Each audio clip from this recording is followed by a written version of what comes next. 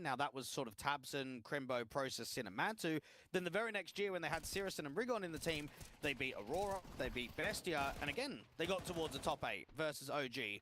Whereas now, Big are in a position where they might fall out of the top 50 on VRS. That seems crazy for an ex-Tier 1 team that at one point was the #1 team in the world. It's laughingstock at Tier 1 and in Tier 2 if you're a follower of this team.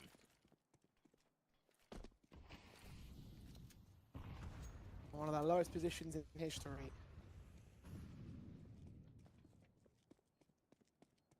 Quest to build back into a winning ways, back into a significant place in World Counter-Strike.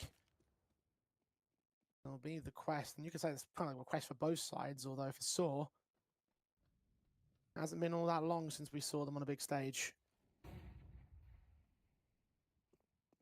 Big with a pistol out for Tabson. I'm not sure if he forgot to buy a rifle or something, but either way, the M4s are going to try and deal with this secondary force buy round, so actually Saw will try and abuse the bomb plant bonuses, although they are still getting picked apart piece by piece. Kills on Agil and Story by Process and JDC respectively, and a 5-on-3 in the first minute. We know that Big can be, let's just say, slightly quirky with the buy states. For him to go down to a USP and have armor and util tells you that they want to get an AWP out for hyped as quickly as possible and protect the economy. Just that you mainly see that on anti-force buy rounds or anti-half buys rather than gun rounds like we're seeing here in round number 3. Tabson, typically the outside player of Nuke. A lot of activity, very involved in a lot of fights. But down here in the lower corridors on B, defending the B bomb site. Now, it's going to be difficult for him to get a kill. What it's not going to be difficult, though, is drawing in that crossfire. He's got Crimbo very close by him at Ram. Smokes and flashes in. Tabson. Let the bomb plant go down. Another one for the Saw side. His USP is suddenly looking very exposed by comparison, and he will go down quickly to Crazy. Some decent damage being done to him and Aragorn, but Aragorn gets another kill back. Finally, Crimbo responds. Man advantage reclaimed by Big. And Muterus, very pressured with his high HP numbers, will take down Process rather quickly. Transfer towards JDC, and the round is back on for Saw for the steal. Force buys may finally work out. Damage may compound against Big. Crimbo trying to dip into the bomb site, but he's out of time. He knows it. He's going to save his gun. Saw are on the board.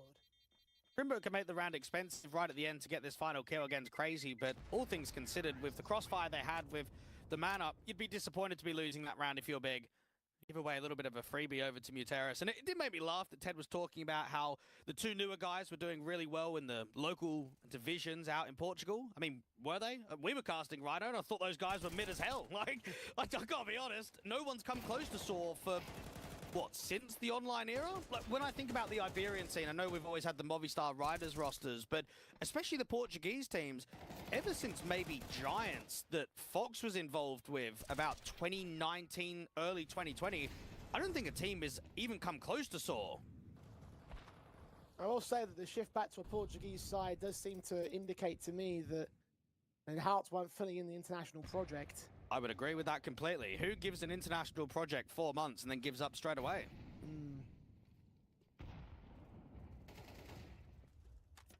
Well, back to the local divisions and back to the 1-for-1 trade, the 4-on-4. Tabson finding Muterus. Agil caught ADC earlier on, and Tabson has been tagged up quite heavily, and that will go down through that smoke to Crazy's hands. Advantage taken again by Saw. The B campaign is the big campaign. Only hyped on the AWP to defend it. Agil's not hearing much movement towards A, so that could be an indication to fake lower and rotate the bomb back up from the vent. Hyped is in a 1-for-done position. This AWP is going to struggle for impact. Especially this caught looking the wrong way. Aragorn will take him. And that should be round done. Much more confident there from Saw, and the lack of funds available for Big, the lack of savings.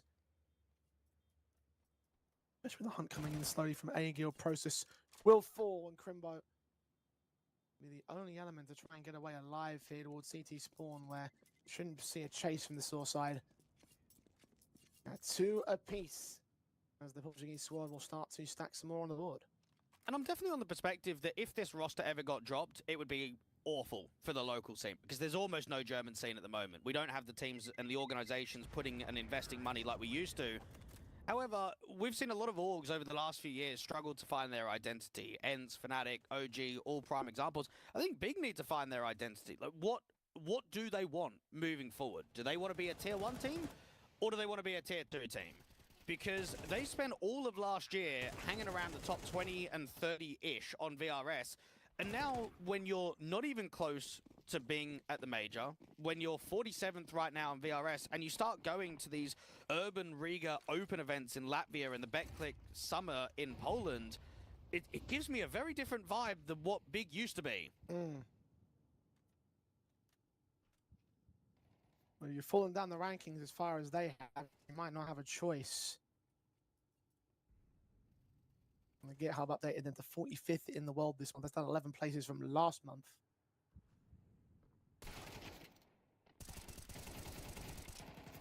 Crimbo will try and get this M4 to engage something. He is doing really well with this rifle, but finally overwhelmed with the numbers game.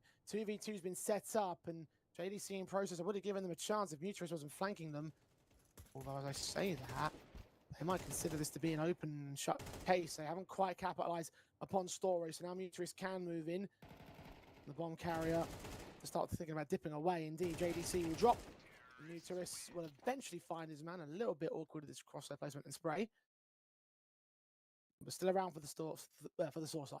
And I can give a lot of respect to the Soar organization for consistency. I know that they haven't had a huge amount of tenure towards Tier 1, but when I think back to what the organization coming in with the old guard players, the Dodo, Arky, Roman, Muteris, right at the start, they have been a high-end contender of Tier 2 for the better part of 5 years. And in my eyes, there's not any other team that even comes close to how many different players have come and gone, how many players have been sold off to larger organizations, and yet they've still kept a competitive field. They've still kept a team that can hang at this level.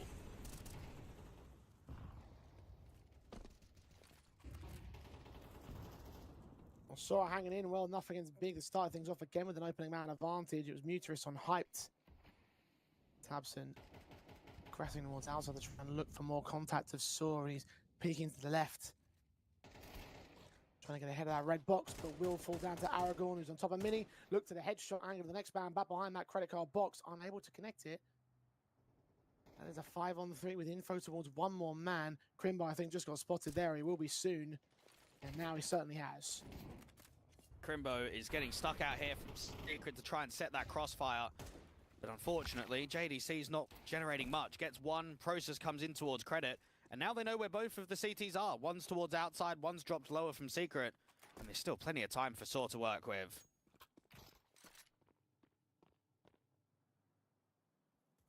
Story's AWP is ready to aggress from the outside angle, but doesn't find his man though. Cool, looking the wrong way, the wrong time, and Process actually turns the round back on his head. 2 fantastic kills. He might be low HP, but Crazy is alone.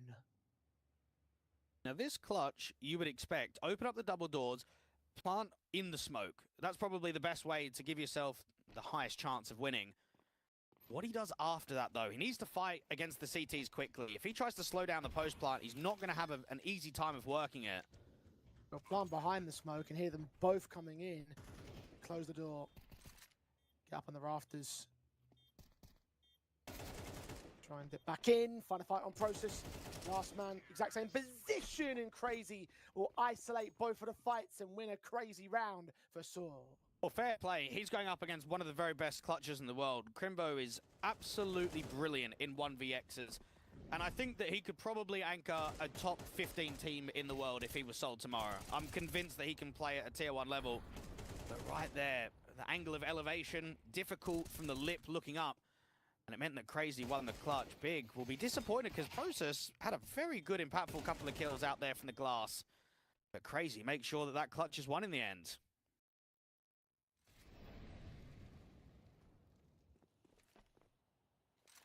And for Saw, that turns into now a 4-round streak. Money's still questionable for Big. You can see the pistols being brought out of the SMGs on the half by. Tabson does at least open up the round this time. Muteris is caught dead to rights. There's a slight start, but we need a little bit more from Big. Or one of those teams where they feel more comfortable the slower the round plays out. They're a very good Nuke team.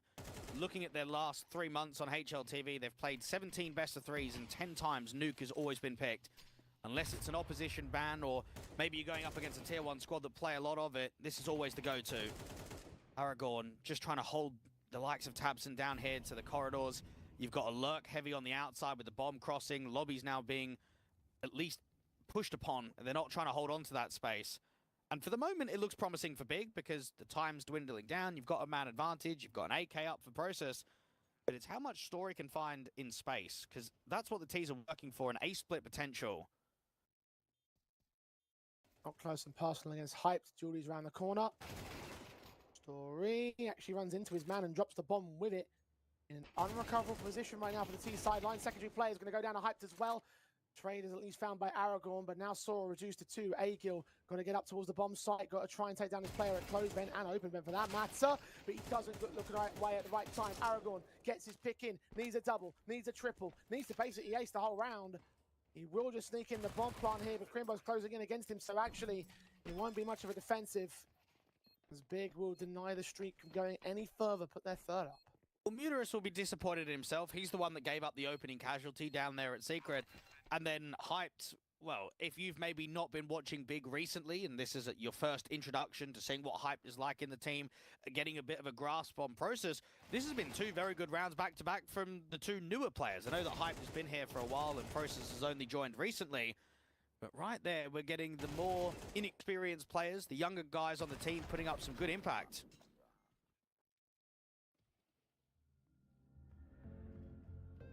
Hyped at least has a stint prior to this Big squad, a secondary time on Big Academy and Big's main team in 2023. There's a little bit there, but certainly these 2 elements introduced in the new year, trying to get Big back to winning ways.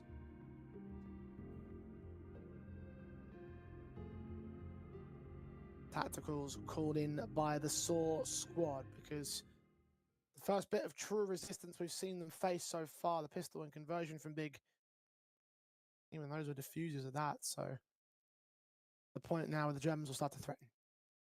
Tabson is playing his 1900th map for Big right now.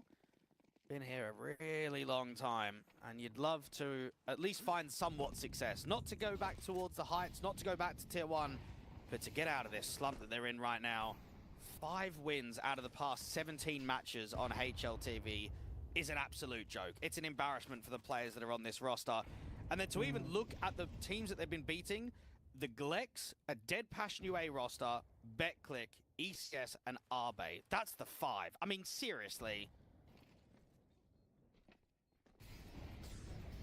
Nothing quite to the top level of tier 2, so they're going to have to compete against them. They want to try and take down Saw.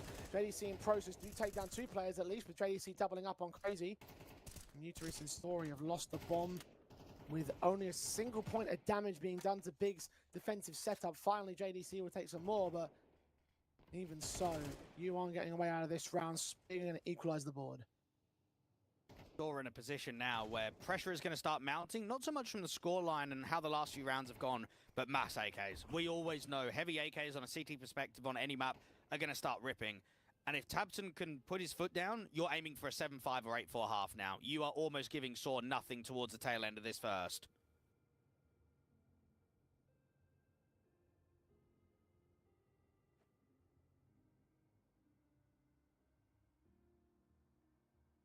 Muterus will save onto his weapon. And Big delivering a respectable round, all 5 alive. And the economy can try and bolster up for the tail end of the half itself. Of course, the even scoreline is the most important thing for Big.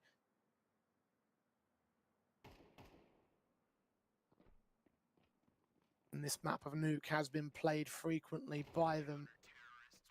You are listing off some of those series and teams that they've played and beaten, some of which were on this map, and the contrast is just all those other losses.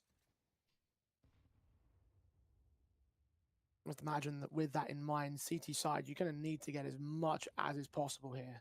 You're going up against a Saw side who, at least on LAN, have looked very good recently. I mean, Adam Fisher, to beat Fury twice with how they've looked recently, that's impeccable. To go into the playoffs, to beat Complexity, and then nearly take down Tyloo. That semi-final game against Tyloo went OT map 1, and then 10-13 as a loss on map 2.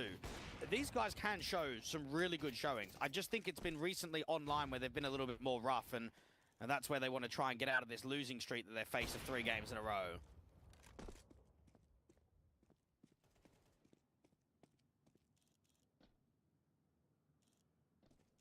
And they'll be able to pick up Saw for the lead here on Nuke. Round number 9 will tip the way of Big, but not really much that the T's can really do about it. Muterus is AK. Stayed over from the previous, hoping he could be a hero, but his teammates have gone down effectively. Should be noted as well that Big, with the confidence of the last round, have gained 4 AKs to work with, so the setups are going to be looking great from their buy states. And as that AK falls from Uterus, I have a few questions to ask about his own buy state. Agil cannot hold it over the next. And Saw will now set themselves up for a buy. Now, something that we should dive into is history between these two organizations. Saw has played Big 9 times on HLTV, and Saw has only beaten them 3 out of those 9 times. So I wonder if that's something about Tabson's style of calling. Now, I know that that's different iterations, and that's going back about 3 or 4 years on HLTV, but for whatever reason, Tabson has always got the one-up over Muterus.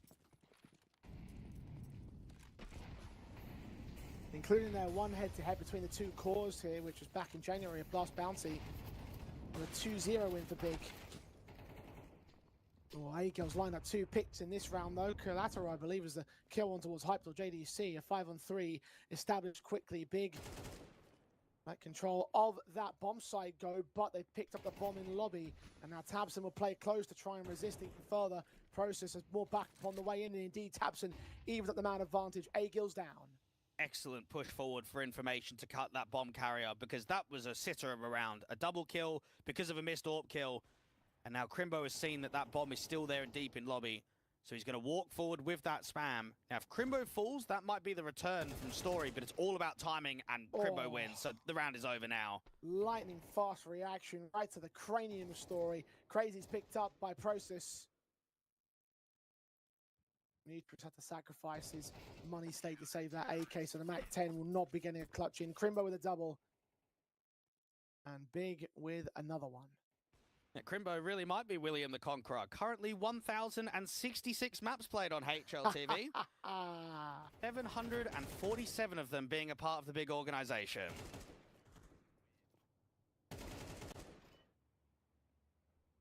Well done for the reference, even if I believe it's slightly inaccurate.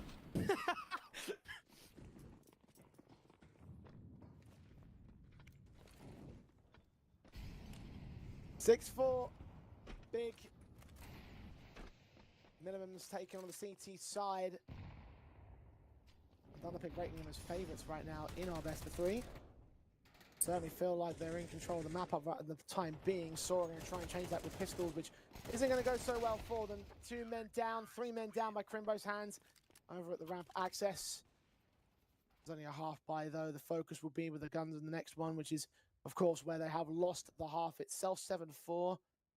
1 more left to go. And I want to focus on a quote that was done on a HLTV article back in February. The story said, "We don't feel anyone can solve our problems in Portugal." And that's when they went towards Azuru, they went towards Sidjot. Imagine being Crazy and Aragorn and hearing that. Just thinking, okay, well, they just don't believe in any of us. And now you've been brought into the team. Just feels weird to say that, and then 4 months later go back towards a Portuguese lineup again.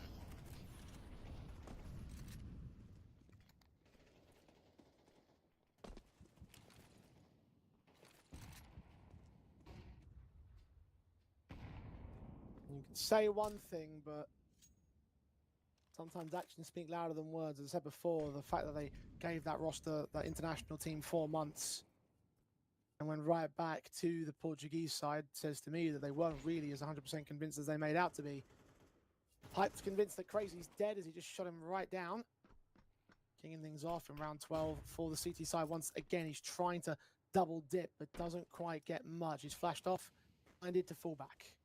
I think the most surprising thing out of anything was that they got Bazoo and Sidjot. So what's going on there? Just mid on mid? Like, you're trying to work your first international project and that's who you want? Yeah, I don't know about that one.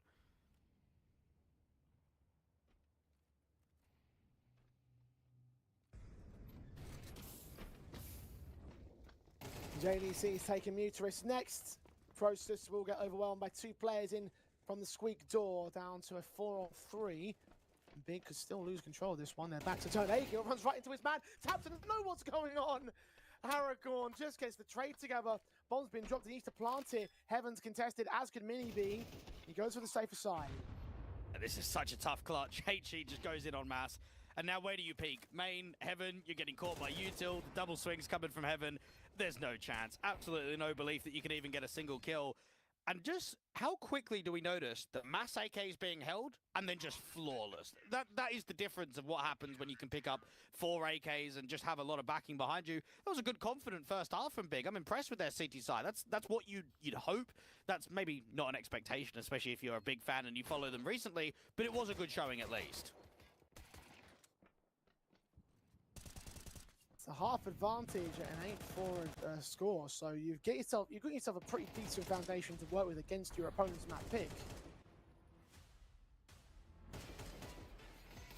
I said before though, CT side is the favoured half for Big on the statistics there. T sides aren't exactly anything to write home about, honestly. The fact you've got yourself a 4-round advantage is, I guess you could say, a minimum expectation for a squad like Big. Well, I'll put it this way, Jay. If we're looking at round win percentages across their entire map pool, there is 1 map out of 7 that has a round win of over 50%. that tells you how rough things have been, how difficult this, I would say, last few months, even entire year has been for the Big organization. Not going to be an easy matchup from the outset as a result of just those numbers alone, especially Saw now moving to what should be their favoured half. The question has to sit on the forefront of my mind: have Big done enough to contest on Nuke? Well, they have to leave it all towards Train to try and pick one up in the series. Pistols live for the second time in the best of 3. Glocks on Glocks on everyone except for JDC, who has the P250 in hand. Util for Hype, going to put that smoke up early. Only one to get utilized, so there'll be a slight gap to the left-hand side of it. One man in his secret, contesting his story, gets his kill on JDC, tries to fall back, sees that bomb at least, that'll be information called out. Grimmer going to act out towards upper, cut down by Agil, process challenged by the Julies. Aragorn going to get forced back a little bit, but will go falling to much more permanent challenge, all important for Process. Muteris has been seen, Process up close, doesn't quite catch the in-game leader. Muteris makes it 2, and Hyped may be able to get the returning kill in from the vent, but it's a tough clutch to win. I'll get 1 out of 3. One picked up now, and a second fight isolated. He's taken no damage in that interim, meaning that now it's all on Agil to shut down the Hyped train. In towards the lower bomb site, he'll open the doorway. USP won't see him crossing. He'll have to allow that bomb to go down. Moving up in the open, taps, unable to connect. Damage being done in return by Hyped. 60 HP for Agil. Needs that headshot pretty quickly. Accuracy is everything, and it works better for the German, who indeed holds a 1v3 clutch and a pistol win for Big. Now this might be the moment to look at Saw's losing streak. Currently 3 losses in a row. They've lost to OG, Johnny Speeds, and the Glicks. Now Johnny Speeds, Spedgehead, Hyped, Letcrow, Sapek, and Draken. Pretty mid. The other team of the Glicks, Nita, Tripex, 17, Hoodex, Jack Ast, and Crikey. I mean, just dogs. Just pure dogs. What's going on there? You're not even taking a map. And now you're in a 3v1 when you're down 4-8 and you can't even convert. You just tilted. You're just a full tilt now. Sorry, Doug. I feel like you might have just called me a jackass live on stream, so... not had the best of 3s again coming into this series, but the Nuke win streak was undeniable. Again, 6 in a row.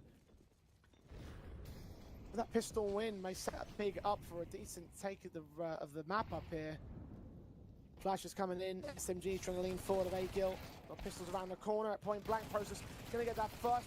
Aragorn with 1 to his name alongside Story. They combine to capitulate the incoming aggression. Tabson getting 1 back alongside Crimbo's Galil, but Story holds the back of the bomb site. And now it's all on Crimbo to recover that bomb and clutch yet another 1v2. Tough rounds. They just try and brute force those trades out on A, and there's a lot of CTs in close positions. Now, if there's anyone you want in a clutch, it is Crimbo, but they would have expected a flank somewhere. There's no contact coming through from A, so he's either wrapping outside or he's wrapping Heaven. He's just trying to slow play the round.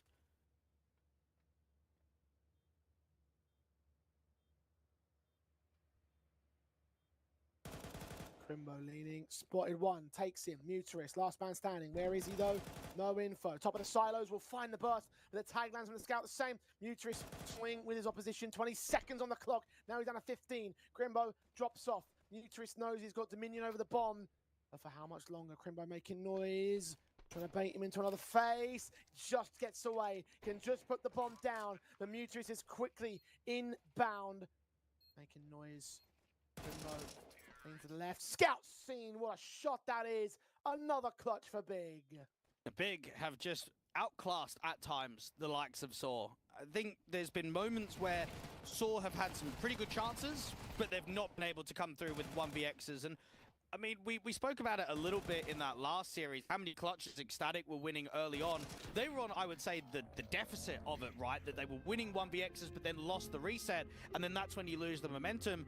It feels like it's the obvious, or the opposite, I should say, for Big, is that that's only thriving them further, because it's getting you closer to 13. You've gone from 8-4 to win a clutch, now it's 9-4. You've won another clutch, then it's 10.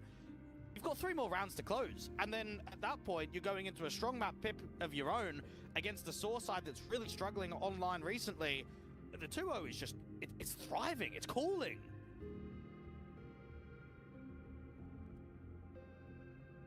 Saw haven't really gotten going in this matchup.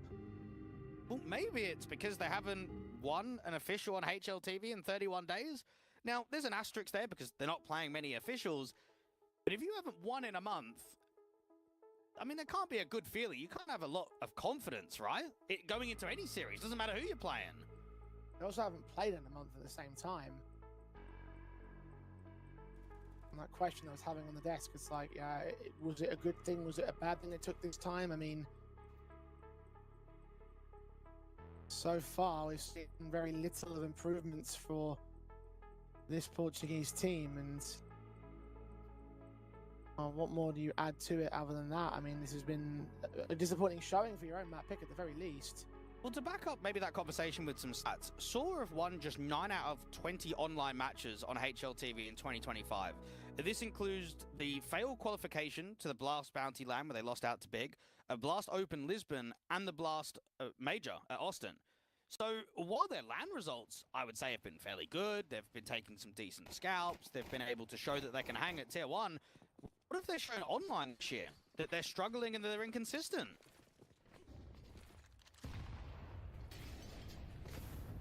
That much has remained true for this team for a very long time. Aragon striking first for Saw, trying to answer back in some capacity, and they have done well. HP advantage sits with Saw, but the man advantage needs to get gained more permanently, and they can't quite do it. Mutarist training back Crimbo, both hyped to JDC. The last 2 players left are low HP, and one just got dropped. JDC is all alone now in the open, seen by Mutarist and taken down by the captain. As Saw will finally end this hype train a Big. Post one more backup, bring the deficit to 5. Well, it's surprising that once more they're playing aggressively into A rather than playing range. You would almost expect on these sort of anti-half-buy and anti-force-buy rounds that you would be playing slow passive defaults, working outside, not being too heavy towards A, and instead they've tried to pack and group and they've run into FB9 consistently. That's wrecked their economy. That's a real big shame to lose that round.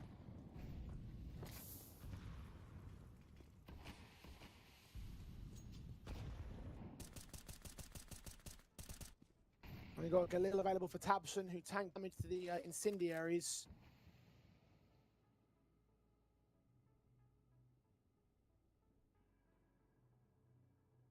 Pass that out to JDC so we can utilize better. It's Kevlar. Process and Tabson be the first players inland as well. Story completely whiffs his spray. He does damage at the very least. Tabson on the corner. Process follows him up. Both those individuals go down to the main man. USP brought in for JDC's casualty, who turns it back against the Saw side. But the man advantage for the CTs. ADC is making this round workable. It looked uncomfortable. They were running into the mincer down there at lower, but now it's a 3v3 and you've got an outside lurk. Now, Crimbo is going to play and activate very late. You've got 50 seconds on the clock. He's got an easy kill against the A-site anchor, which means that that bomb can rotate up from the vent. Assuming he sees him, he's covered by his calm barrel. Now we've seen him. That should start to call in the rotates. Not going to get the kill, though. Oh, I'm actually letting him slip out of his grasp, so that'll be a danger point to consider for the post plant. maybe even for the actual site take, because Agil can also go towards Squeaky. 23 seconds, JDC will pop up. Agil will take him, Hype with a trade back. Bomb plant can be secured. Crimbo still in the rafters, undetected as of right now. And Mutarist takes dink damage for it. Big. And we'll be back in control here. Crazy. I need another crazy round himself. Tech9 continues fighting. Going overextends a bit too far there for him. Now both Mutarist and Crazy will start to make their move in from heaven. Flashes available. Mutarist somehow baits out the man, gives Crazy a chance to get the headshot, connect the kill, and connect the sixth for Saw just about. Well, that is mega unfortunate. That's probably a 1 in a million round of what happens. That lurk is perfect, and it's the view model and gun barrel that blocks the A-site anchor. If Agil goes down immediately, they don't even go for the round, do they, Jay? It's a 2v3 where they're both on lower. Why would you attempt the retake? You would just give the round, you would end up saving. It's that Agil has been able to somehow get towards Hut and into lobby where he's caught event rotation. I don't think you'll ever see a round like that again, and I feel for Crimbo because he's done everything right.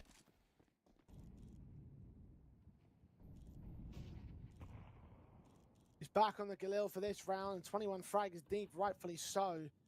Top fragger in server by a country mile.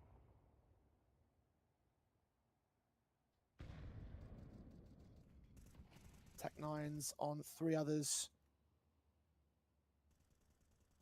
Once again, Big's buy state is limited. JDC's fallen first as well. Story picking up the pace for Saw now. You got Tabson that's been able to cross undetected down towards lower, which means the teams need to gain ramp control to hit B. Now they'll be up against Mutarist and Crazy, who's playing the deep off angle out from orange, while Mutarist is focusing his attention down on B already. Crazy fights in vain as Process as Tech9 gets the casualty. Mutarist responds to the man though. No backup support. Tabson goes charging into the open B bomb side though. Knows that Mutarist is out the doorway. Still gets picked up with no further sandwich from his teammates. Bomb barrier pushes forward and Hype can get that kill, grab a rifle if he wants to, but doesn't go so far with that commitment. The Galil trying to fight from range instead. Agil takes him. Hype, 20 HP, will not be able to survive the second contact. TT side continuing to build upon these rounds as Big try and come up with an answer, a game plan. They have 1-2 in the half. They're pushing on to a very confident sort of ending the map up, but saw a posted resistance. You know what I found insane when looking at both of these teams is that the last time that Saw beat Big on LAN was at IEM Cologne in August last year when Saw went on to have that massive run where they ended up beating FaZe in the quarterfinals. And you just think how different last year looked, that Big was at tier 1 level, Saw was also at tier 1 level. That achievement from Muteris and Roman will probably be etched in their memories forever. You can't surpass getting a top 4 at Cologne with the lineup that you had. And now we're playing in an online round of 16 game, 2 best of 3s to qualify a team to an international LAN. Yet both teams are really struggling with their online form. Indeed they are. Well, Story's picking up his form with more opening kills here. It's an anti-eco round for Saws though. So Big don't really have a lot of options in terms of success. They are looking more towards those guns. Looking more towards the round's success, right? They've let a number of them slip past the cracks here. Sora stepping on to a very good position. The Crimbo can get any more exit frag. Story back to 1 point of health.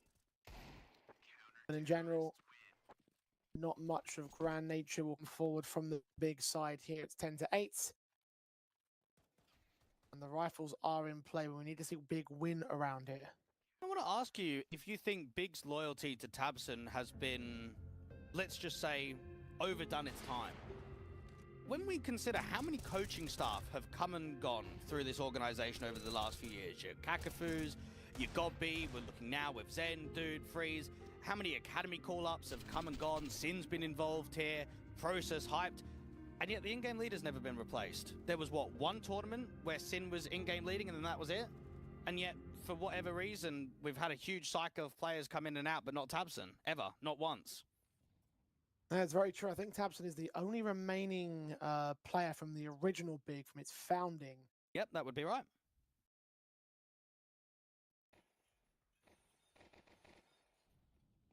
organization was formed on January 2nd.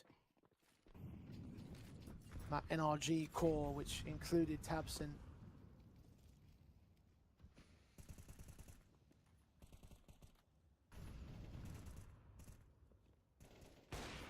Certainly be a hard player to cut after such a long period of time, but maybe the argument is worth it. It would be worth a try. Not at the moment, though. He's still in server. He's still got to manage his team. So they can get him, lead them through the rough patch that they faced here in this matchup as well. Big lost a lot less in the opening round than previous ones. JDC and Trimbo are tagged. Saw trying to extend because they're getting a little bit impatient and they almost pay for it, but Aragorn still gets his kill on Crimbo. I like the activity coming through from Saw, always being on the move, never really giving freedom towards the default. And it just means that if you are big, you're constantly worried about where the next press is going to come in from. Now, it is from Hut, and Agil was not in a position to peek on his teammate, but Tabson might drop the bomb out in the open, and instead it's the over-aggression that hurts now, because Big have got a man advantage and an open A bomb site. Well, Muteris holds his defensive angle to bring down 3 versus 3, so it's not over just yet. Toying with the AWP, dangerously so. Hyped watching that squeaky door entrance. Muteris is waiting for someone to pop out of the hut in the meantime. JDC is coming from the lower bomb site, taking out Story. Molotov on Muteris is going to force him into the open. Tabson's not quite ready to strike though. 20 seconds, got the bomb in his back. Last second rotate into that B bomb site. Look at Crazy. He's setting ready. If he can get this kill right now, that would be more than enough. Tabson's all he needs to get, and he gets him perfectly. That's all the time stalling. Successful with that. He doubles up for good measure. And Big have broken the streak. Got their 11th. Oh, only Big could lose a round like that. Bloody hell. What's going on there? Oh, they've literally got everything to go for in that round to commit A. And instead, 20 seconds on the clock. Mate, just get JDC to fly up from the vent and crossfire out from door. Why are we going ramp into the unknown? Why on 20 seconds on the clock are we rotating when we don't know where Crazy is? We know that Muteris is somewhere around the vent. We just 3v1 him on the bomb site. We just... Dunno. Big frustration, and for Saw, they're probably laughing at that one because they've just double walked Hut, lost both of the kills, and somehow won the round. Moments like that might put some more question marks to Tabson. Well, let's be honest. A few days ago, Big were nearly 2-0'd by ESC. That's the polls of Samey, Raiko, Olymp, Badgeby, and Moonwalk. Those guys don't even know what a lad looks like. What is tier 1? I don't know. We just play in tier 3. Like, what's going on? How are Big nearly getting 2-0'd by them? So, continue to mount up pressure. Big. Only one rifle to play with on Crimbo, taking a little bit of tag damage. Aragorn's M4 holds back. A kill on the center of the bomb site with Muteris in support. Can get through 3 kills as Aragorn chimes into that third man. Process will take him back. The Orpa down rafters in support of the A site defense, which is going swimmingly thus far. Damage has been done towards Agil and Crazy. They could be picked up as some exit frags, some casualties that will make some expense in the rounds themselves, but Story creeping closer with his P250 will do more than enough to bring Saw level against Big. I wonder if Freeze, the assistant coach, is maybe knocking on the door of the CEO and saying, yeah, do you remember that I only just retired? I was playing on Big Academy. I was an in-game leader on alternate attacks. Didn't have a very successful career, but I'm a part of your coaching staff now. Do you want to give me a go? Was he an IGL in his playing career? I can't remember. Absolutely. And Zen is also the head coach of Big, who was the head coach of alternate attacks when he was there.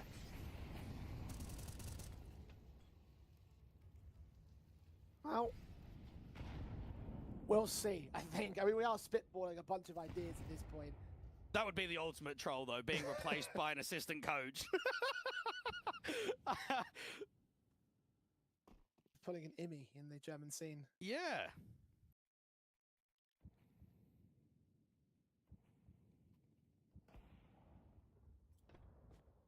Story struck first for Saw. 5-on-4 established. Muteris going down to the outside, though. Again, JDC trying to pull his team out of the hole that they're in. Minute on the clock. As Hyped gets caught by Agil next. Once again, Saw are in full control. You get these moments where action happens, the pick is gained, and then it's just pure slow pace from Big, and one that will give up the bomb. Tabson dropping outside a mini. Aragorn has the minion over the round at this point. ADC is being watched by A-Kill. He will take his kill. And this one is another formality that will put Saw in the lead. Big yet to score since the opening of the half. Cannot believe this was 10-4. Yeah. And the 10-4 round that they lost was an anti-half buy where they ran A against what is a low investment of MP9s. That should have, at a bare minimum, been 11-4. And instead, you are now going to be a round down.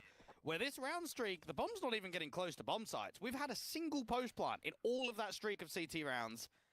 And if I'm Saw, I'm thinking, you beauty. We have got the Germans full tilt. We've got them completely out of this series.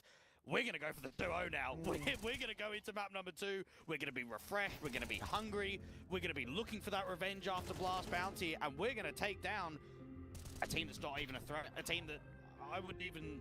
I mean, are they even tier 2 at this point? I mean, that might not even be a joke. If they're 50th or so in VRS, and I'm looking at their results recently, I think mid-pack tier 2 team is where we put them right now. That would be my category of where Big sit. I mean, look, seeing what we're seeing on screen and finding it hard to argue, I would say asking if they're even in tier 2 is probably a bit of a stretch. Yeah, no, that's fair. Yeah, I'll agree with that one. You just made the point, though, bro. No, Come but on. we can think about it. You might not have to agree.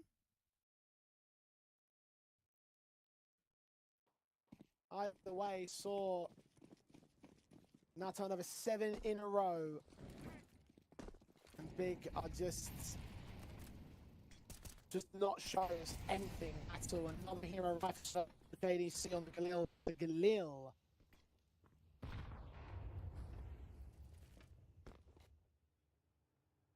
Standard sets of rifles across the entire CT board. The AK on Agil. All storage has been pretty stellar with opening towards the outside. Crazy to dive down in towards the ramp entrance towards that B bomb site. Only one can have it. Trimbo, JDC, and Tabson have somehow walked away with so many kills simultaneously across the map. And it seems like finally Big are going to gain themselves a little something. Well, I've said that before, and we've seen them choke here. Eagle's going to try and hunt around towards the extremity of the bomb site, catch the player off a decoy if possible. Now be joined by the AWP. You might as well at least attempt it, right? Look for exit at a bare minimum because you've got so much cash to work with. The concern might be giving a free AWP away. Do you really want that into the hands of someone like Hyped? And Saw, well, that should have been at least map point for them. Not going up against a heavy buy at all. They'll be disappointed to lose as much as they did. And for Big, well, they're holding on. They're just about hanging in here.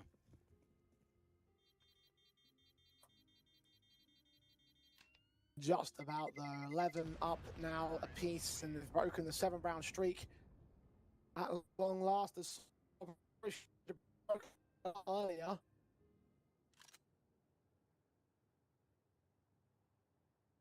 Kind of now that they've had to cheat. They've certainly far better. It's still no like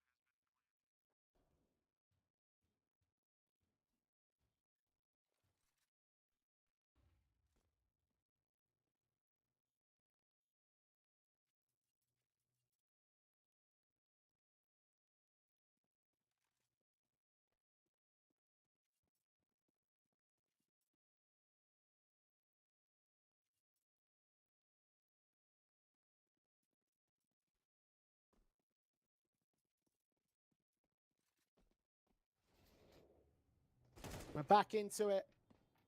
4v2 for Saw now. Dominating the big clan camp. Bomb dropped downstairs in the corridor. I believe in vent, in fact. Maybe seem to be able to pick it up, but Crimbo, he's well out of position to help. Maybe a bomb plant getting snuck in by the big side, but Saw.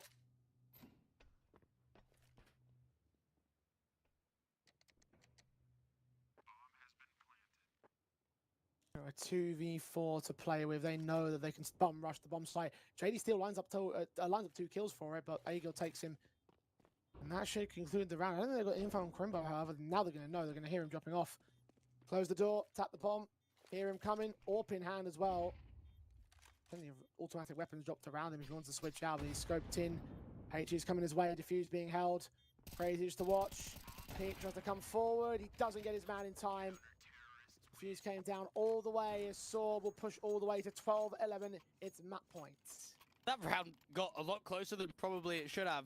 How many times have you ever seen an 11-11 round in which the T's are already saving before the bomb goes down? That's just mental.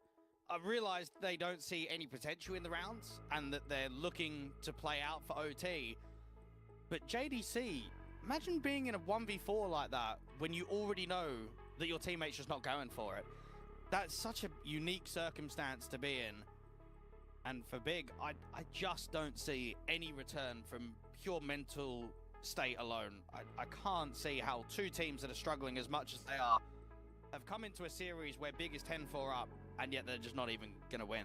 They're not going to take map 1. And I think they're just going to be completely checked out for map 2. Yeah. And I don't know what the future is going to look like for Big. We have seen so many organizations in Tier 2 drop out because of VRS. They've given in Endpoint as a prime example. And I don't know what Big are like in other esports, but in CS they've been iconic. And to see them fall as far as they have is just, it's a joke at this point. It really is. Yeah,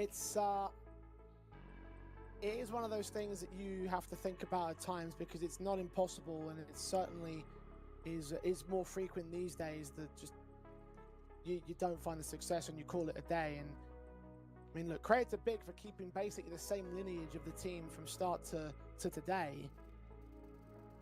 It is that respect, because the way I'm looking at things, look at what's happening in South America. You've got Furia that are now going core, but international. Brought in Yakinda, they brought in Molodoy. Look at what's just happened to MIBR recently. They've just brought in Kick It, and then that AWPA from G2 Academy. Well, that's what I was going to say. It's just that in an era where we're moving away from that national identity, a team like Big who's stuck with that national identity for so long. I mean, even Saw dipped out into the international space, and Big have not done that. They've been so tied to that German identity for a scene that really hasn't been strong for a long time. It's like, what changes can you make to keep that German representation and still post results? I don't think there are any. Well, if you lost Crimbo, you're just done. Like, you are just completely finished. He's the only good player on this team right now. 25 and 13, can't argue against that. Unfortunately, on 42 points of health, so he's not having the best of starts in the round, and there's a man to just carry them out of the position they are in. It would be Crimbo. Saw on the precipice of a map win. On their own pick, yes. Big got a lot of things to think about as they go into the second one, though. Story struck first with Eagle support, and he can combine and take down 2 players. Third man in the rafters also can provide assistance, but it's a 5-on-3, so either way, Saw in the driver's seat for round 24. Now into Crazy's hands, the AWPA. One of the 2 on the setup actually goes down quickly to JDC, so an opening has been given. Muteris knows that he can't overextend, because if he loses that fight towards Hell, it allows a wraparound potential for JDC. Hyped gets caught, Tabson gets 1, maybe an insertion down from the vent, but JDC needs this kill, and he needs it desperately. Beyond Muteris to 23 points of health. Muteris with a swing will lose his life. 2v2. We're back once again. The bomb's been dropped, though. Tabson needs to get both of these casualties. Their heads were turned away. Agil turns it back. 16 seconds. He's going to play for time. Knows that JDC has got to go right through the bomb site. Agil might even let him get the bomb. Yeah, look at this hide. Look at this position. JDC is going to have to hunt for the casualty. He knows he can't plant the bomb in time. He'll try for it anyway, but he'll try in vain. Agil has the smarts to play the patience of 13-11. It will be Saw taking map 1. We just look uninspired on that T side. I think I'd rather watch paint dry than watch big again. What a disaster that second half was. And you could feel that they were checked out so much earlier than the end of that map. That T side was absolutely abysmal. And for Saw, a fair play to coming back from what is a scoreline in MR12 that should be impossible. 4-10 down is ridiculous. Yeah, I mean, look, I think he hit the nail right on the head there in saying it was uninspired. Like, honestly, I was getting a bit bored during that matchup myself. I mean, even like towards the tail end of that second half, right? You've got a 10-4 advantage, and you just lose round after round after round. Things look so messy, things look so shaky. You feel like you've got no real place to pull from to find success. And yeah, I would concur that there's a tilt element going into towards training. It might be your own map pick, but just what you've seen so far, I know if I was in their shoes, I wouldn't be winning the next game most certainly. So I don't know, maybe the desk has something positive to say about the German team. Oh man, it's quite something when Dwayne goes on a rant so many times, but the thing is, I think it's pretty justified, don't you think, Ted? I'm just looking at my wall right now and trying to decide if it's more interesting than watching Big. Yeah, it's unfortunately the paint is already dry. But so was that game out of Big Man. Hey, you know what? That was I think Dwayne nailed it, and yeah, it's hilarious that he's going on that type of run there. But can you really fault him? Like, to be honest, this is not the map pick of Big. Let's all be realistic here. This is still a best of 3 that Big could win, right? They still go and win 2-1. But the fact that Crimbo's having such a great performance individually, he's going absolutely nuclear. He's going over 25 kills, and they still can't close. They have an 8-4 first half, and they had all those clutches, a 3 versus 5 at the start of the map. They win a 1v3 on the back of another 1v3 to start off the second half. They win the pistol. They get a 10-4 lead on that T side, and then they still can't close. I really feel like if you're Big, you're going to be feeling incredibly frustrated after this one. Oh, yeah, sorry, I need to take over here because I'm looking at these T sides, and you've got 2 main issues with both. And Saw, what they did is they took space, and then they thought, right, we've got the space, that's the entire round secured, and they try and accelerate everything to the point where they're not ready.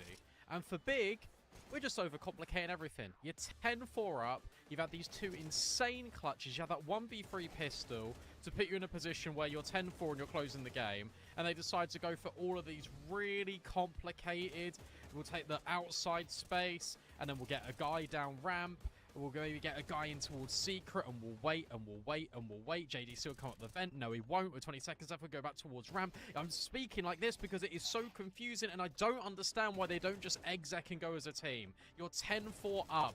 You realize that these plays aren't working. Why are you not adjusting? And maybe it's because Crimbo was able to get in towards heaven, and you've got that insane round where the view model blocks the gun, and then it blocks the guy out A main. But at that point, you think, okay, or you can get up heaven. Save that in your pocket. Put that in your pocket and save it for later if your defaults aren't working. We never got a proper default out of Big on that T side. It was just so much overcomplication, and Sora just allowed to get back in.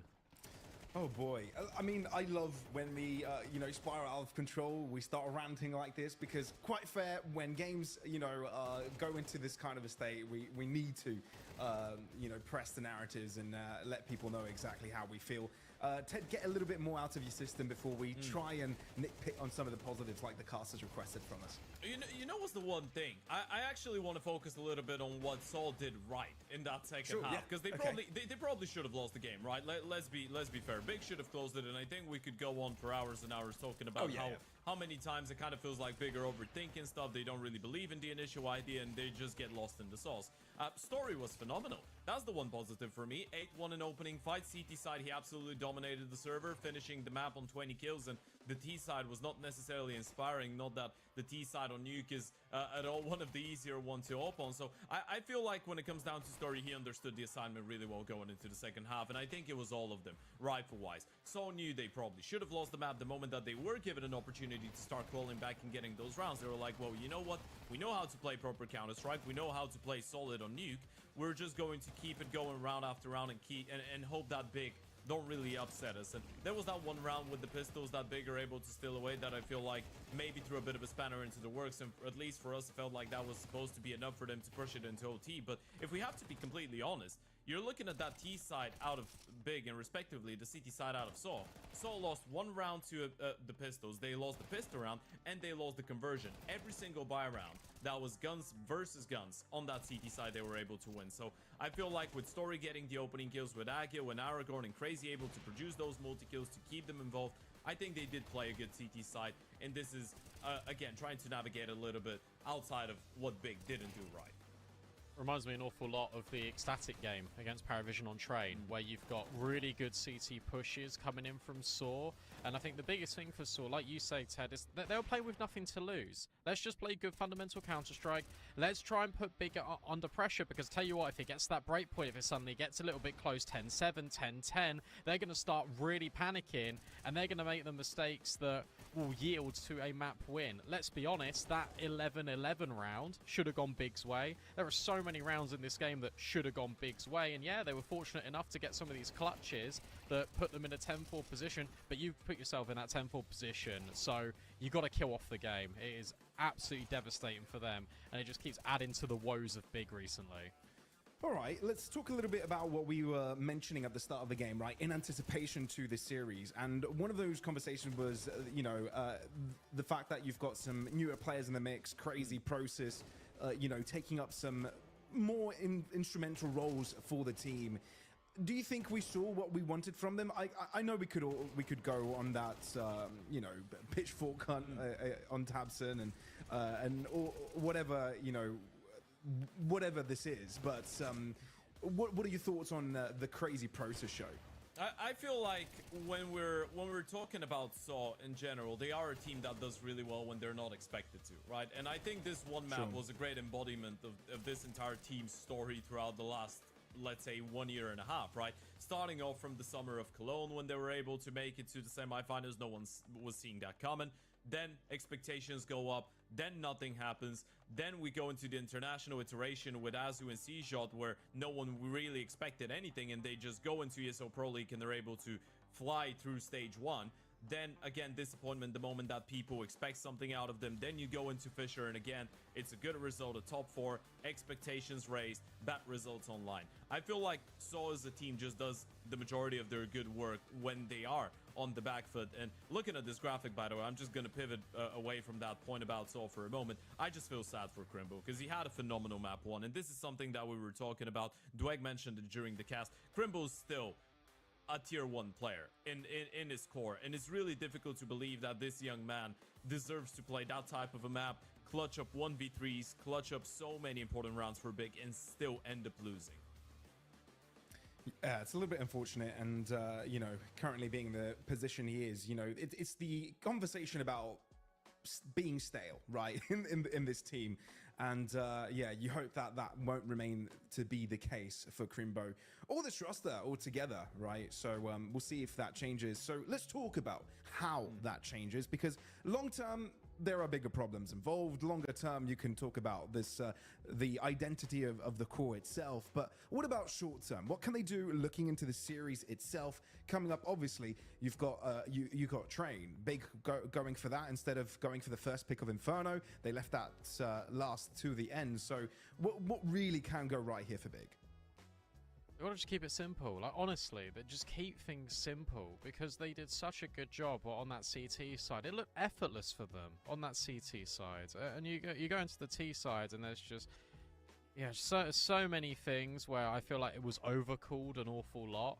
Like, maybe you didn't even need to have that level of call-in out of Tabson. All it needed to be was, let's go A, and we'll go for an exec. Let's take out side smokes, and we go as a unit. The point is, they just got to have trades. They just got to have better trading, because their trading on T-side was just woeful. All right, Ted, what about you? Any thoughts here? Do you think Saul's got this one in the bag? Or is this something that is salvageable mid-series here for Big? Yeah, I still feel like it is. Obviously, it's a little bit of fun to just pick on them, but I think, and I told you that before the start of the series, I really firmly believe that Big will win this game. I feel like they are obviously going through a really tough time, and they have been going through a tough time for a little while, but with Crimble showing good form, I feel like with how consistent JDC has been individually, I feel like he's been one of the few shining lights for this lineup throughout the last couple of months, and he's always had a really good train. I believe that is really difficult to think that Big won't show a little bit of an improvement. And again, as we said, it's not even about showing an improvement, it's about being able to close a game that you initially put yourselves in a position to close pretty flawlessly, as Brandon said. All right, last, Brandon, do you think Story and Hype, we've got them on our screens here, high performers on a map like Train, do we see them having the impact you think they've had in the past again today?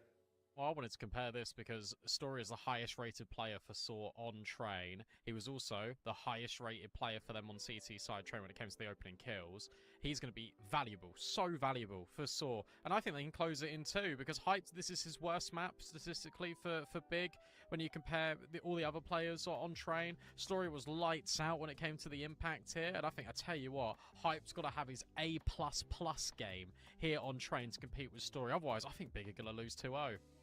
All right, so all eyes on Hyped and Story going on to the second map of this series. Again, the goal for this match is getting you to the next part of the bracket where you've got a chance to fight for the Thunderpick World Cup Championship and go over to Malta, why not, for a sweet little LAN and maybe a bit of holiday as well while you're at it. But indeed, it's going to be interesting. So far, a lot to be desired from both rosters, but Train is where potentially Saw could decide everything.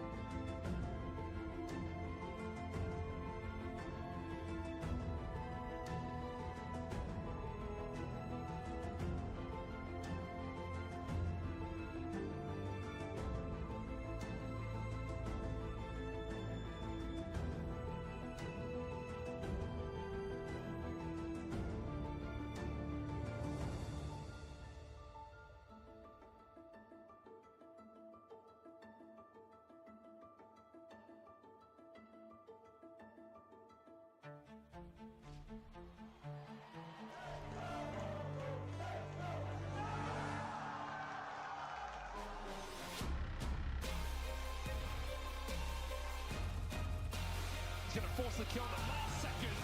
Right to the smoke. Look at him go.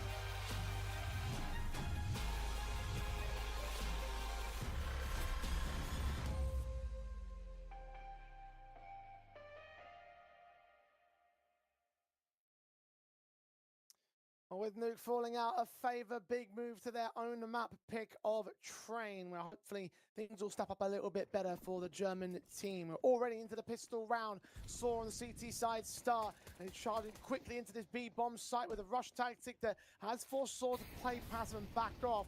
The retake should be coming in real quick here, Dwayne. Indeed, you've got Agil deep in the bomb site, trying to play the range game, and he's done well to catch off Process. Him and Crazy are trying to establish a crossfire, and they've even caught the player getting close towards Connector. Aragon and Agil getting 2 more picks in between those 2 individuals. Tabson's all alone in the 1 versus 5. Big will at least get the bomb plant bonus, but the round itself will fall the way of Saw. Excellent defensive, not a single player lost. Pistol win for the Portuguese side. Now, I've got to ask Ted, did he not watch the same game that we did? How does he still believe that Big can win this series? That's just pure delusion. What's going on? How you surely can't be on the boat that Big have any chance of winning this series, right? In fairness, when I start thinking back to that last map up, I haven't got many great things to say about Saw either, because they did go down 10-4, Yep. and I do think the comeback was more down to big mistakes than Saw's own positions. Plus, as well, this map up has a lot less playtime on it for Saw, and generally their wins tend to be in the local Iberian scene. So I see the theory behind Ted's position at the very least. He's used his words wisely there. Well, for Saw, the one good result is against Iberian Soul, because I think they've kind of capitalized Tier 2 by a storm. They've been excellent. The last, I would say, 4 or 5 months, they've driven themselves into a mid-pack Tier 2 team into almost becoming a Tier 1.5 team. They've been not only performing online, but also online. So knowing that you've got that one result under your belt does give me a decent indication for Saw. And look, moving forward, you need to start improving your map pool if you are this sort of squad. We know that Nuke is one of their best maps in the pool. We know they pick a little bit of Inferno, but you need to, if you are going to try and get back towards the Tier 1 circuit, improve one of the weaker maps, and I would say that Train is certainly one of them. Well, we talk about Saw improving in the last month, have taken time away from official matches to bolster their position. How much improvement could have been done to a map like Train? How much can they gain here on CT basis? We know that the CT sides have generally tended to be the better halves for most teams involved, but for Saw especially, like 13 1s and 13 2s against Iberian Soul and Impulse, which were very CT based. They are at least allowing enough breathing room to Big to get these bomb plants in, so pistol plant in the last one and an eco plant in this one means that the buy-up is going to look pretty solid for the first rifle round of this map up. But Saw will take a 2-0 start on CT to really get going here. And no matter how you judge either one of these two teams, we have to both be on the notion that Saw and Big have been pushed out of Tier 1, but they could be brought back if they have a good run in Thunderpick. If you can win 2 best-of-3s, get towards a LAN final, Saw certainly have shown recently that they perform better on LAN than they do online, and I think Big at stages have shown that as well. One good LAN tournament where you finally kick yourself into gear, I would say would almost survive the teams with the VRS, with Saw being almost outside of the top 30, with Big being almost outside of the top 50. It's not impossible to see either one of these two squads win this game and then go on to the next one and win that as well. Now, is it likely? Probably not. But one, I would say, good tournament here, it just might survive the entire year. It might be such an uptick but for either organization. Well, let's put it this way. In the event we see a run through towards the top 4, well, at the very least, you'd be looking at $50,000 worth of prize money, which that was enough to get GG How into the conversation of the invite zone within the Tier 2 tournaments in Europe. So, sorry, less money than that. I think it was $30,000 that put them up that high. So, yeah, you would be talking about a significant difference to teams like Big and Saw to put them back in that Tier 1 conversation off that benchmark alone.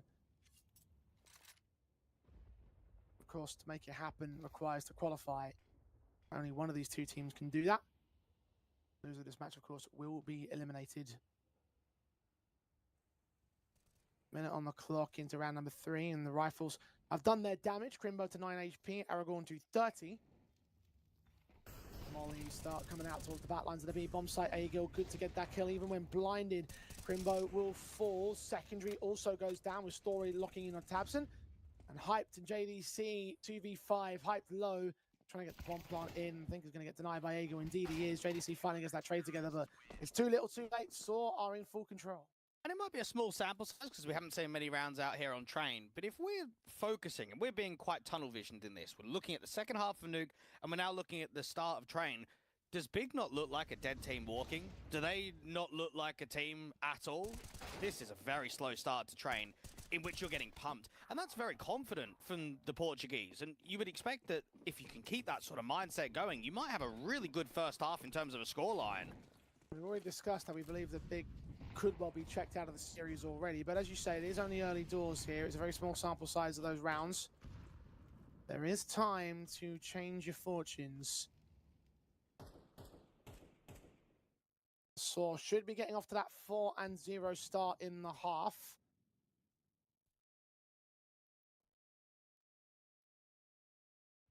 Only pistols available to the half by into round number 4. Max loss bonus will be in effect. Very nice nade placement as well. Ooh, not so great smoke. smoke there from Crimbo, and that will harm the potential take. They can put another one down, but they've only got one more left, so it better be a damn good smoke. Aegil trying to play anti-flash and drop off. You've got 2 defenders out here on B, and the lack of entries from the T side at the moment. Process will push forward to the smoke. Will get picked up by Crazy Aegil with one of his own on Tabson. Not doing decent damage across several individuals, but not quite able to get the kills back. They will drop the AWP. I don't know if that AWP, I think it just got recovered there, but either way, it's a small little silver lining to these last 4 rounds, which have been very Saw confidently based. Max loss bonus in effect now for Big to buy the guns back again. Really like to see them get a good round on the board here. I mean, kind of mention Big, the identity, the German branding, sponsorships, everything like that. Mate, you've got Slacks and Sin on MA. Look what they're achieving. Look at how well they're doing at the Tier 1 atmosphere, what they're doing for North American Counter-Strike. And Slacks was never even given a chance on Big, and Sin was and got dropped. It's the other German players on the non-number 1 German roster that is bringing towards the top end of Counter-Strike right now. Story aggressively out from the brown halls, waiting to see if Process is going to clear on the left side of the smoke. Now, Story doesn't really get punished for missing that shot, but Crazy does fall to JDC.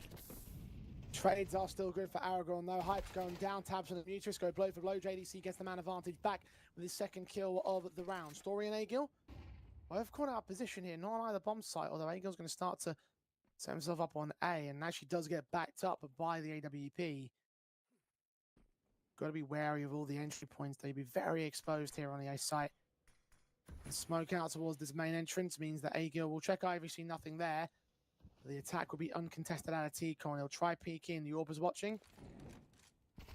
For the time being, now seen there, does get damaged up against Crimbo, so HP is low, but it's still a man advantage, and still need to change that. Aegil's doing a good job of time stalling, and this AWP, if it goes down, it's going to be disaster for the round. And now JDC falls. AWP's been seen. This round is completely recoverable. Process is now the last one left. I didn't think Story could hit that wallbang, but apparently he could. 30 seconds, bombs on the man's back, but being flanked by Aegil. Process so focused on that main entrance of the AWPs. Revealed himself as Aegil popped out. Perfect timing for the man. Oh, a little bit of frustration there from Process, slamming his fist on the desk. 5-0 as Saw continue to mount them up.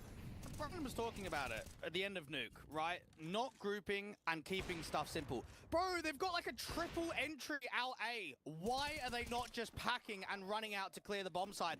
Why have they traded everyone on A and they're still in Pop Dog? They're still in T-Con. Why are they not out on the bomb site clearing space? I don't know, man. The style of CS that Big have brought on this T sides has just been ridiculous, to say the least. Problems continue.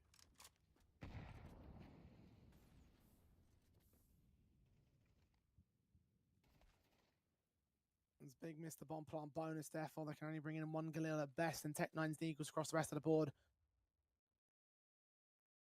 Struggles are not set.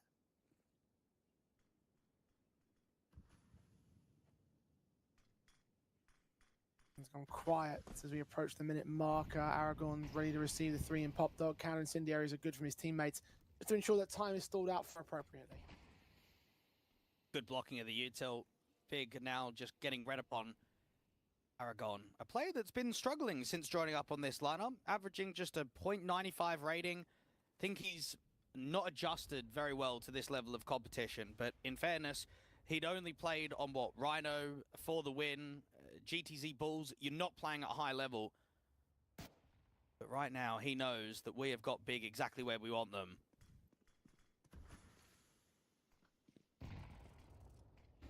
You were saying earlier about those 2 new additions to the Source side and how they haven't exactly been the best teams in the world. Story and Crazy to maintain their kills all the same this half by not going all that effectively for big. No casualties except for Aragon being taken. Just the 2 picks, nothing that will damage the economy given the state of things for Saw at the moment. The streak will continue. But just to go back to what I was saying a moment ago, you mentioned obviously the teams that they came back from. It has been at least slow progression as time has gone on, and Aragon did have 1 stand-in tenure for a small amount of time for Saw back in 2023. But for the most part, you're right, it has been a very, very low level of competition for him. And for Crazy at the exact same time. Again, Rhino probably being the most notable of them, and they weren't exactly the best team in the tier 2 space. Tactical pause now for Big because they are down by 0 and 6, and they are basically almost set to lose the half itself. So where do you find that inspiration now? Well, I'm now starting to get flashbacks of, is Big becoming the new EG?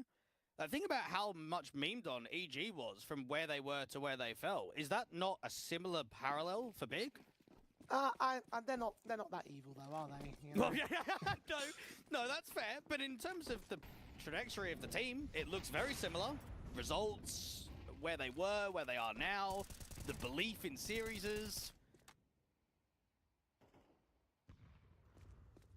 I did say earlier that they are slipping down the rankings month on month.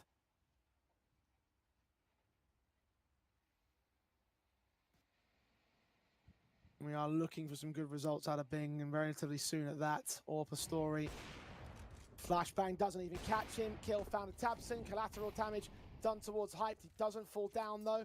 Aragon elsewhere is pushed in towards Pop Dog and taken Process alongside the likes of Muteris. Heiichi landing dangerously close towards Hyped. He's almost a goner. Trying to get that AWP to focus fire on somebody. And meanwhile, Crimbo clears out the Brown Horns by taking Aragon back, but it's still a man advantage for Saw with 60 seconds of the clock. JDC is scaling as kind of the only player that could make something happen. Everyone's separated. Muteris is aggressive out towards Pop. Crimbo does win a duel to bring it back to a 3v3. So for the first time in a very long time, you can see a vision. You can see a world in which Big can get a bomb down on A. You mentioned that Crimbo was probably the main element of success for Big in the last map up, or little they saw. His trade may have brought the round back, but Story wants to turn it back away from them. He does get traded by Crimbo. He's stalled for time at a 2v2. Crazy and Agil. 1 old guard, 1 new. M4 on the way from main. The AK creeping in the back lines. Crimbo's ready for it though. Agil may be peeking into his demise. The timing's awful. Oh, that sucks for Crimbo. JDC now 7 seconds on the clock. Faced upon Agil, gets both of them. Oh, that is just tragic for the man. He knows an extra second and the round would have been ours, and that is just so unlucky. Well, he knows that they're playing like pods. What in that 2v2 is even going on? Why is JDC slow playing it? Why have they not rushed out to the bomb site to tap the bomb? Draw a fight out towards the open, catch a rotation? I don't know why it's so slow. There's been so many rounds where all they need to do is pack and group and accelerate. And yeah, you can sit here and say that there's an unfortunate timing. Where's Crimbo meant to be holding? The bomb's going down with 15 seconds on the clock, and he's got to watch camera, Pop Dog, and what? Everywhere around him. It just seems ridiculous at the moment.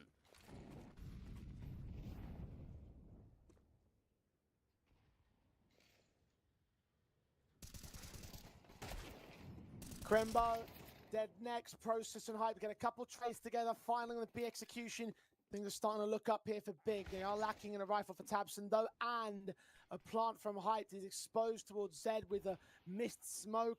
Also one that went deeper than the Zed connector, I should say.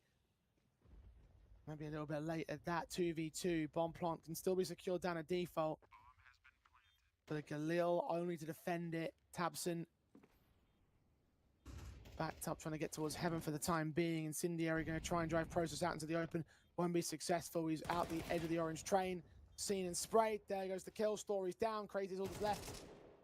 Yes, that one trade. But where's the last man? Tabson's remain hidden. Unknown entity up until this point. He's got no util and a P250 to defend that bomb. However, smoke will go down towards it. Crazy going to try and force that man out. Now being seen. Jump face. Damage being done on the defuse. He taps it once. Tabson not going to go up the ghost here. 5 seconds. And his time stalling has worked. Crazy doesn't even get away with a kill on that one. Tabson, the captain, armed with only a pistol, brings a round in for Big. Well, the only reason that Tabson has won that clutch is because that smoke has missed. If that smoke goes down onto the bomb, you've got so many options, don't you? You can stick the whole thing, you can tap, you can draw the fight. So it's Saw's mistake that gives up their very first round. For Big, you've got to take any round as it comes. When you're struggling as much as you are on T side, you'll take that one. Saw, though, they have got to recognize that they are all over them. They are going to 13-1 this map. I just I don't know what's happening. Wouldn't it be great if Big got the second round and made you put egg on your face? Oh, Crimbo stuck on A-Gill, so there's a start. They're going to go fast on the back of that as well. Story's Warp is so close range and pressured, and he does go down. Process follows up on Aragorn and doubles up on Crazy, so there go your 13-1 dreams, Dwayne, and the second on the board of Big. Well, you just have a couple of missed shots, don't you? And Crimbo does well to capitalize on that first player out from the ramp. And the AWP, as soon as you put the incendiary nose, I just need to be stalling for time and getting an impactful frag. And instead, you get one, or you're not even getting one. You're being forced back. So it's an easy kill. It's an easy couple of entries out there. And Saw are going to have to lock in a little bit. There's a good double entry coming through from Crimbo. And nice to see that even when times are tough, we can still see good individual ability. Yeah, best round we've seen from Big. Very least in this map up. Tactical pause coming in from Saw as well. Their first one of Train. Big gonna get things going for their T half of things.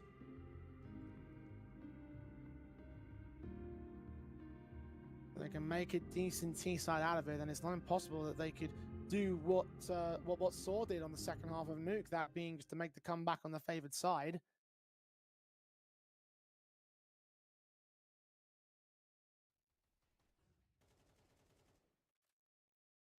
And maintain that all the way until the very end. And all the Saw tactical, small moments of technical respite. It'll be the first opportunity that Big will have to return this situation around, to find some more confidence, find some more decency, find a little bit more in regards of the map bases they had to play from, because they have had little to play from thus far. It would be very difficult for Tabson to, just from motivation alone, to be a guy that played in what, a Cologne Grand Final, played at many majors, made a top 8 at a major, and now you're playing online versus Arbe and ESC and BetClick and Johnny Speeds, and that's not once every so often, that's regularly now. Look at the tournaments that they've been playing in, CCTs, ESL Challenger League Cup, Starlighter Qualifications, Exhort Proving Grounds.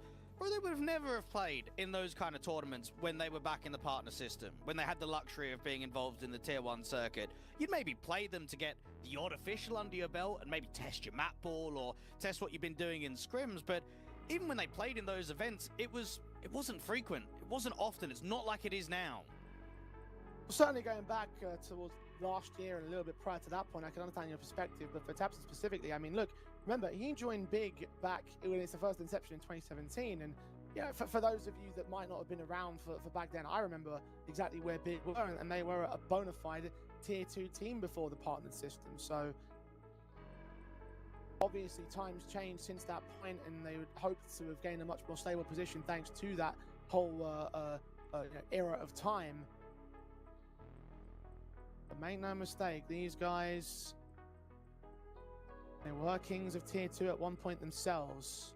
And in an online era where they're playing online now, if you're going to use any sort of parallel, if they were able to do it out of the LAN circuit, then surely they would be able to do it now with it being an online circuit of Tier 2.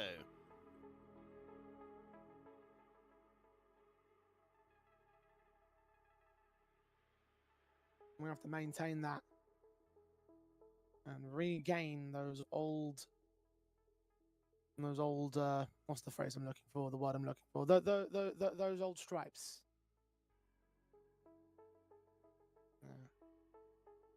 Obviously, we're just waiting for JDC to get his camera fixed up so we can continue on with the matchup.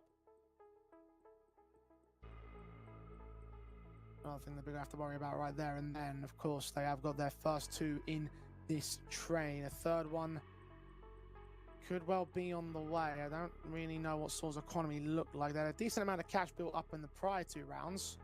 Definitely not for this one. And maybe the conversation even goes, how much longer does Muteros have? Because 32 years old, what, a few more months and it'll be 6 years on Soar. I'd like to hope that he would close out this year, go into next year, maybe try and go to 2027. I think he would be an exceptional coach on the day that he retires and probably go over towards being the head coach of Soar, bringing up even more younger talent. We know that a few of the guys in the local scene, you got Snappy that used to IGL out there on Rhino. You might have to teach one of these boys to be the new caller. At some point it's going to happen. I know that BTN is still calling at 36, but around that sort of age, when you've been calling for such a long time, you think that there's not that many more seasons left in him.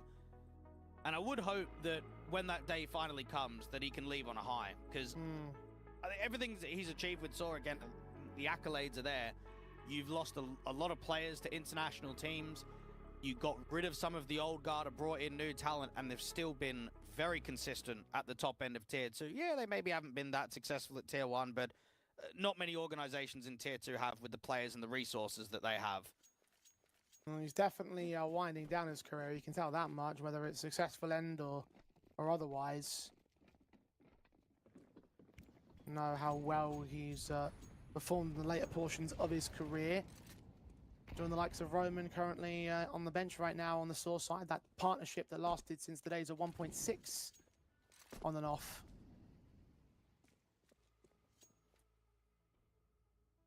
And both men looking for that storybook conclusion.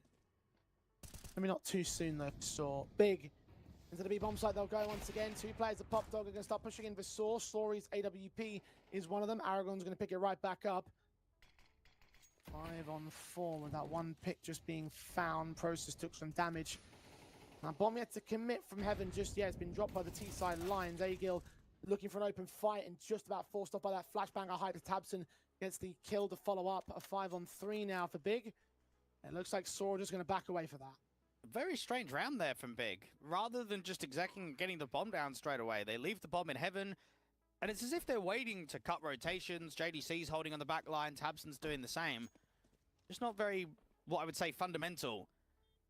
Or in a position where they can hold on to the rifles, but they're letting it slip ever so slightly. They had a really good lead. They were completely all over them. It probably shouldn't have even been the first T round. Now it's 3 in a row for Big. Germans are giving themselves a bit of hope. They're giving themselves a return of some sort. And the broken economy state on Soar. Lost bonus we all have to play with. $2,400 set of cash injection. 3 saved weapons. Means that there will be a little bit of a better buy compared to if you had just had that money and nothing else. Don't imagine that they'll be investing that money in whole into this round though. Yeah, either way. Big. A little bit of a comeback arc here into the later portion of the first half, round 11. Still make it 5-7 at the turn, so best case will be 9-3, excuse me. They are going to have invest actually into this one. SMG's brought in with the FAMAS out as well. High risk kind of buy. If it works though, then it could indeed set yourself up for that 9-3. A lot of blocking going on towards Pop Dog is driving Crimbo and Process away, getting themselves into brown holes instead. Now, the slower the Big run this clock, the better the chances are of winning the round, only because they're baiting out a crazy amount of util, and the buy state is going to turn into a gamble. And that's what we're seeing here from Soar. So they're blocking with util towards A, and they're sending 3 players over towards B. And they've got the AWP and one of the FAMASs there.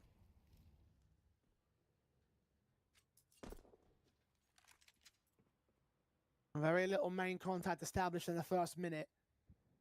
Till you back and forth to suppress angles of entry. One more just came down towards T-Con. The JDC is going to back away. That bomb's still outside of the A bomb site here, so 4-man unit of that SAW have set and ready to defend to the defensive of this particular bomb site. He'll be well poised to receive. 1-man back of B won't be necessary. He'll be watching out that heaven angle as the two Brown Halls players rotate into Pop Dog and now begin their execution. Mutuus going for information hunting though. How much of this is misinformation? He's going to find Tabson soon enough. He knows it's an A-site exec. There's a lot of players to defend. This is an easy kill against Tabson at least. Just been seen in the jump phase. Mutuus cannot capitalize upon that kill. Hype turns up the AWP. SMG from range of Aragorn can't get much done. Crazy called one of the trade. 12 seconds. Can they get the bomb carrier? It's picked up. Crimbo applies himself to the casualty, and A-Gill is unknown right now. 5 seconds. Process challenges and wins it. And Big Man let that timer run low, but it works well enough for their strategy. They deny the steal of Saul.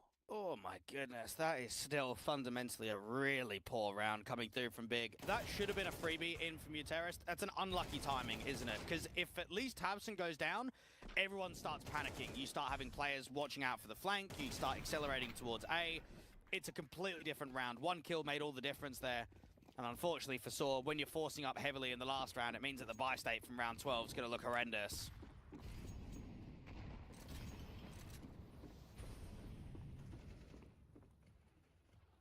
Saw one more left in the half. They can still have a half advantage. Going to work from a 4-8 deficit. 8-4 could be their best case now. JDC is looking for more number 5. He finds Aragorn to kick things off. Story just blind behind these smokes. Can only do so much. Mutuus gets a better angle and does catch JDC off guard. Tabson also taking damage. Hype's Orb Kind's crazy whilst blinded. So advantage maintained and regained by Big. Not much action out towards B. A-Gill's not hearing any util. There's been no lurk down for the Brown Halls are out there from heaven. And what we've known from Big is almost all of these rounds have been slowed heavily. They've not liked to execute in the mid portion. They've liked to keep it very late on the clock. Crimbo is expecting a slight overextension just because of the lack of man advantage that the CTs have. We're hunting for it. A-Gill somehow wins that fight actually. Might cause the rethink the strategy of the bomb being up there in Brown Halls. Hype to call A-Gill. Extensions from Tabson will start to move into the back lines over on A. Is it going to turn into a backstab at B, or will they hit the rotation themselves? Well, Story peeks in blind and dry, and caught by Hype with a quick shot to the head. Triple for him in the round. Muteris in a 1 versus 3. So no matter what they do, Big should have this round on lock. Unless the bomb carrier gets dropped and then the other kill towards ramp gets caught, this is an uncomfortable clutch from Muteris. Tabson falls. Here's Hyped. Almost got a line up, but focused too heavily on the archway, so the kill can come in rather easily for the last 3 players. And indeed, Big have responded rather well. It was 7 in a row for Saw, a 5 in a row to return, closes the half. All things considered, from a scoreline point of view, I think you've got to be fairly happy. It is a good recovery there from Big. But if we're going to look at the rounds individually, that's not a good showing at all. That round 11 looked all over the place. Round 12 was nearly a 1v3 there for Muteris. It's been a difficult game, and I'll say it right now. This is the worst that I've ever casted Big. Like, looking at their individual performance, not just from a player standpoint, but how they're playing as a team, I've not seen it this bad before. You and I have casted our fair share of big matches down the years, and we have had our disappointing showings.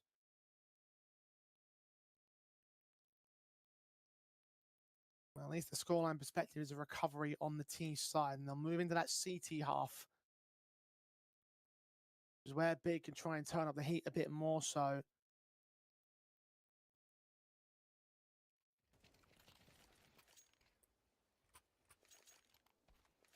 Two rounds to the good, still on Saw. Much like Nuke, you asked those questions, was that opening half enough? Have they gained enough momentum behind them? Like Big over on Nuke to not really gain the 10-4 advantage and turn it into a map victory. Saw's pistol may be important to them. They will lose 2 kills. First up, Crimbo up in the Brown Halls as Julie sets. Will take down Aragorn and Crazy Story with a good responsive kill, but it's a man advantage remaining for the German team.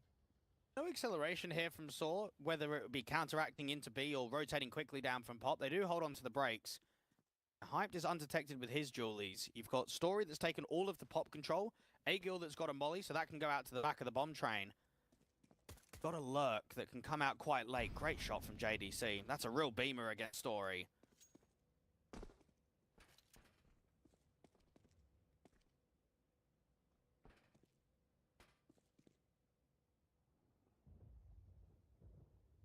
Two to the good on the man advantage. Big. Waiting for Saw to offer up more casualties, more opportunities.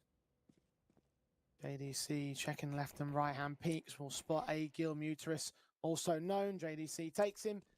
Agil will be lucky to get a bomb plan out of even this round, and he won't even do that much. Big, very solid pistol win. They shouldn't bring back a couple more rounds and make the scoreline dead set even. And you'd like to see at what point can Big actually get themselves in a leading position when the pressure then starts onto the Portuguese side, because for pretty much all of train, it's been easy sailing, hasn't felt as if there's been too much threat from Big, and then now there's just a little bit after winning the pistol. Really clean double kill coming through from Crimbo, aggressively out from the Brown Halls. Nice to see that the man that we know can perform and was very strong out on map number 1 just instantly responds with good impact when it comes to the second half.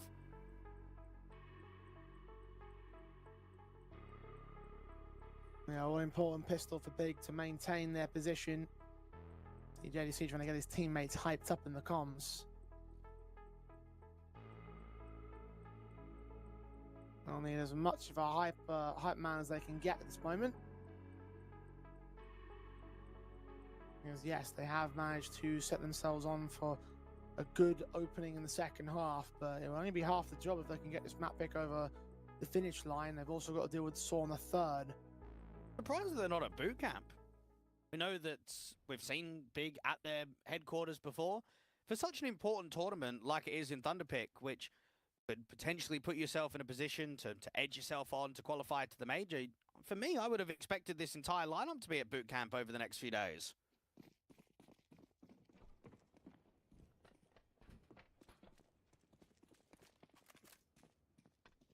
We don't know the reasons why they haven't decided to do that. Maybe it's already booked up by another team. Can you imagine that? Yeah, no, I can't have it. Someone else is there. The I Parrot don't know. had it. I mean, you Yeah, never well, know. look how much better. Yeah, but that's just an excuse. Doesn't matter if it's booked. You just go to another boot camp facility. Either way, it's the reality is that they don't have them on boot camp, so they have to deal with that.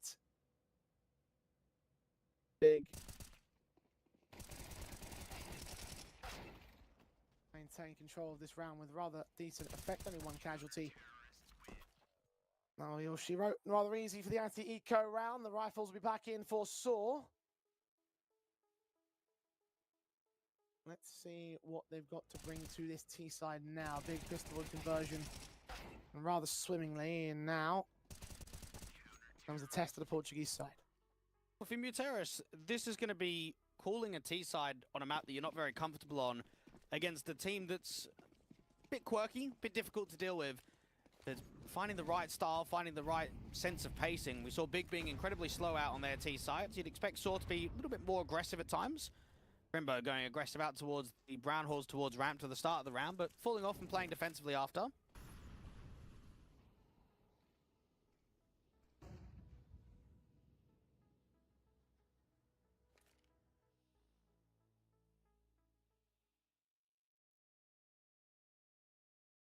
There should be a damage done to Tabson, only a small amount.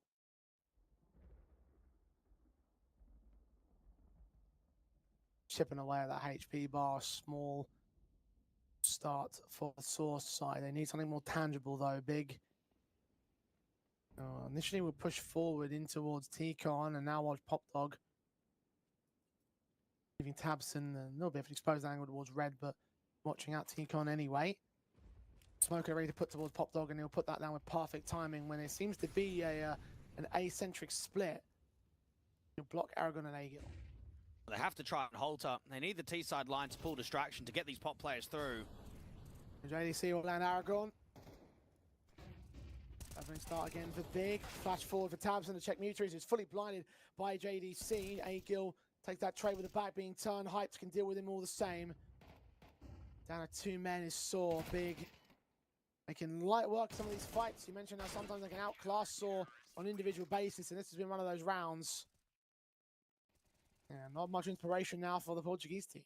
Well, I'll put it this way. If you're OG or M80 on the other side of the bracket, you're looking at your lips at this matchup, aren't you? You've got OG that's a real contender at the top end of Tier 2. They threaten tournaments, they threaten LAN qualifications, and you've got M80 that pretty consistently play at a Tier 1 level. They smoke everyone in North America, and even recently they've taken some good scalps in Tier 1. I don't think Saw or Big have any sort of chance in that next round. I think they're going to get absolutely slapped when it comes to the quarterfinals. Yeah, unfortunately, I have to agree.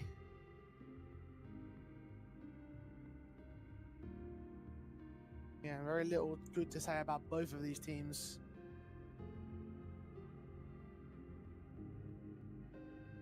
Tacticals called in again by Saw.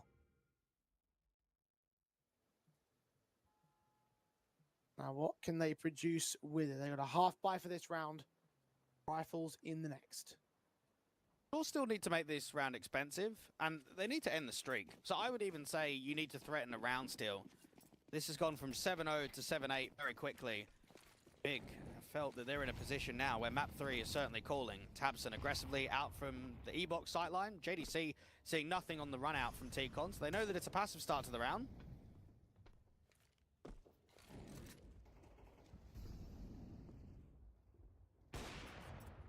Oh, initial shot from height got close, but didn't quite land and tucked into the harder cover.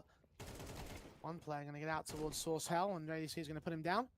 Bomb now being seen by Crazy. Really isn't in a position to get it out of the position he's in. He does get both those headshots there, so actually it's rather decent damage, all things considered. We really need Muterus' support, though, so our Bomb needs to be protected. He's grabbed an AK, and he's pushed himself away from Crimbo. Crazy needs to distract to get this lurk out from Muterus. He needs to get a really good timing from the back of the red train, because there's not much breathing room against the likes of Tabson. Against Prosus, there's a chance, but he's already been seen. Muterus caught with his back turned. Crazy now needs an ace to hold this round for Saw, and at 39 HP, it's just not going to happen, is it? 40 seconds, and he will stay hidden. Being wary that you might have gone for a big Ivy flank, but Prosus is about to discover that's not the case. He'll get the kill in. Easy pickings. Easy enough. Big will now face the rifles one more time from Saw. If there was something part of that tactical that was going to provide them the necessary breathing room to get back into the matchup, it would be brought out here in this next round. You wonder if maybe Crazy or Aragon are a little bit nervous after what's happened to SHR. Now, SHR used to be a part of this team, and then he got benched to make room for the international players. He moved over to what, Imperial? Played there for a few months with the Tier 1 players, and now he's just been benched. I mean, could we see a return from him? If you are the new guys that are on this lineup, you need to make a statement in these next few officials, these next few tournaments, that you deserve a spot on the team. With SHR coming from a similar background of these two players as well, the likes of GTZ and Offset, those lower level Portuguese sides. Might want to have a think about that in the back of your head. JDC and Tabson more front in their thoughts overall. The Orps and the AKs picking apart several players. Stories in a 1 versus 3 by the end, and when the dust has settled, up to him to clutch bombs at least on his back. And he's got one of the 3. Individual impact straight away. A bit quicker in the rounds, a little bit more pace coming out of Pop. Just struggling with the entries. Multi-frag up from the in-game leader. AWP stalling for a lot of time. And these T sides have just, they've felt dead. They just haven't felt like there's been much belief in it at all. Story's done well to force it into a 1v1, but I mean, how do you win this? It's just the low HP is such a concern. You basically need the perfect tap to the head at the right moment. And you've got to hope that Crimbo rotates B, because if he stays anywhere towards A, you've got no chance. Well, he's checking out T-Con, and the question is, does he extend out there? Or hell, maybe the Story charging from CT to go towards B. You have to run if he wants to do that, so I don't think it's the best of options in the world to give that information back. You just have no idea where Crimbo's holding from. He will find access to the bomb site and plant the bomb. Does Crimbo have an angle from here? I don't know if he does. Either way, he's going to see him after the bomb plant comes in, and there is no headshot for Story. So indeed, the clutch will not line up. Being instead will line up a very good streak of rounds. 10 up to the board of the CT side, and Saw yet to strike since they got their 7-0 starts. So as a matter of fact, it's 10 rounds in a row for Big. Well, that just tells you how poor the CS has been from both teams. That one organization can go 7-0 and then another team can go 10-0. If it was stronger squads, you'd have a competitive game, wouldn't you? You'd have resets, you'd have gun rounds being converted. You would not have these kind of streaks. This has been a shocking best of 3, all things considered. Storm have felt as if they started off really nicely and maybe they got ahead of themselves, maybe thought that the game was wrapped up easily, and they've been humbled.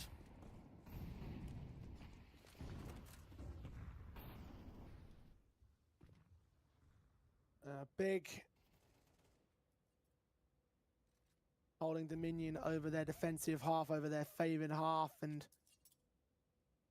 holding a chance left in this best of 3 on their own map pick. Opportunities abound and opening for them. Now, can they maintain it all the way through towards a series victory itself? I mean, at this point, I am considering this map to be over. It would take some royal choking in order for them to concede now to the Source side.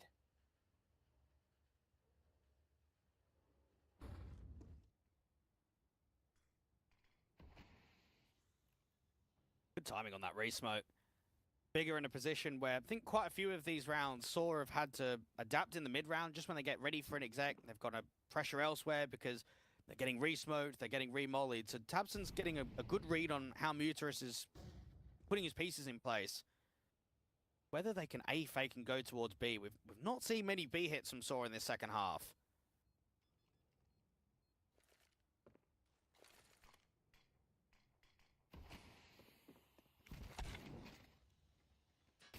Tabson strikes back on Aragon.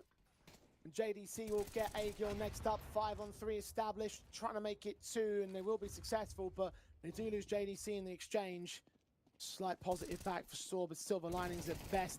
And still nothing to lead towards the round at worst. As Big now go 11 on the trot for the CET side. Yeah, just no resistance at this later portion in this map up here.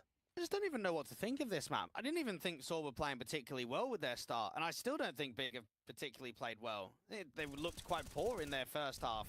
Yeah, in the second half, you can say they've performed better, but it's been a weird series. More so this map than the last one. Just very flat. P-sides from both respective teams. Yeah, I can't really add much to that. I mean, you bang on. Tactical now for Saw.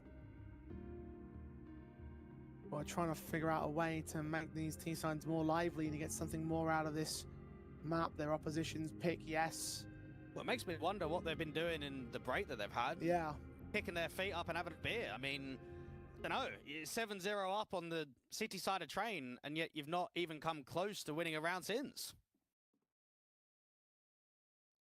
I know we've been taken on a roller coaster for the first portion of the Thunderpick World Championship Closed Qualifier. We had an epic confrontation to start off the day, and then well, this series. So it still looks like we're off to a third map here with the way things are going. Again, Saw need to return to the advantage that Big have gained and usurp it to take control of this T side. Aragon going to strike towards an early take towards the outside Process, and Aragon continue to go back and forth. They lose Hyped and Tabson. Muterus is a victim of the one trade back. JDC going to take down Story next to the back lines over at Old Hell. And Process playing from beyond this smoke, trying to find a lucky shot, a good kill, and Aragon, who has been tagged up so heavily, he'll tag up Crazy instead. The bomb carrier on 23 points of health. The Process pulling attention away from JDC. They might suspect it to be back here, though. Aragon indeed going to check it. Not quite land the kill shot, though. 2 points of health. He'll go down. Process deals with Crazy, and Aegil in a 1-on-3. There's really got not much left to speak of here. Big all the way back here. CT side up to 12-7. That's 12 in a row for the German team as they're on map point. I'm not even really sure why the swing from Olaf is coming in. They know that JDC is on the back of the bomb train because of where the smoke goes down. They're packed in a 4v3 and they're very heavy outside of popping towards Electric. And what, there's a Deagle trying to get a kill against JDC? It's no point. There's been a lot of individual mistakes, a lot of oddities, I would say, throughout this map. And for Big, comfortability has definitely been one towards the end here. Could be 13 rounds in a row, and well, I can't remember the last time I saw that.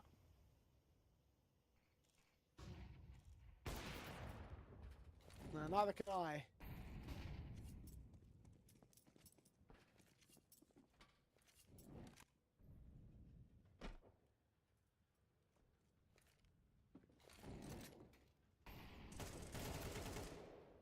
Big, two easy pickings against Aragorn and Agil, Process and Crimbo. On that being defensive, dealing with both of the entryways, the bomb. Reconsider its position in brown halls and try and see if they can find this three-prong split into the A bomb side. But as Crazy goes down towards Ivy, Soul's chances just look minimal. They look minimal from the outset, and they look minimal here and now. The story to clutch a 1v5 and try and to extend this map up. I mean, yeah, it's over. 13-7, 13 in a row for Big. They take us to Inferno. All I can do is just apologize to the viewers. I mean, what a rubbish series this has been. A 10-4 on map 1 that's not being converted into a win, and then a 7-0 where you can't even win another round after that. It's been one of these games that you see every blue moon that it's playing out, but there's no enjoyment, there's no entertainment, there's nothing to big up, there's no positives to really bring from either map 1 or map 2 for me. Yeah, we had a lot of intrigue about this series just due to the position of both these two teams in modern day CS. Big dropping down the rankings, Saw coming off of the back of their break. I mean, again, as you were questioning earlier, what were they doing during that break, right? Like, there's a lot of things wrong with this best of 3, unfortunately, and it comes from both teams. So maybe a few more questions to answer for the analysts, because look, I think we've said all that we can say here in the commentary box. How on earth do you break down a 7-0 followed by another 13-0 by Big?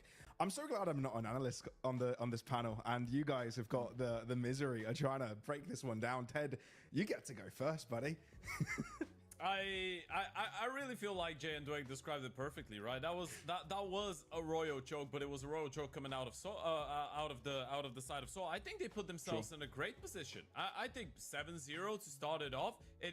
It all felt like it was falling into one piece, and it all felt like it was leading to a 2-0. And I do agree that there is sometimes going to be those types of games where one of the teams wins, but in reality, it wasn't really the prettiest game in the world. And I feel like if you're Big, you're definitely going to be feeling hyped up, you're going to be feeling confident going forward, but you definitely know that this wasn't the prettiest thing in the world. But we still can't ignore the fact that they got 13 rounds in a row. Things were working out for them. Opening kills, JDC ended up the map on 6-0, Aragorn on the other side 0-6, and that's all after the switch. And I genuinely feel like Big just needed that initial spark and initial couple of rounds to go their way, and from that point on, it just felt like the difference between the two teams was massive.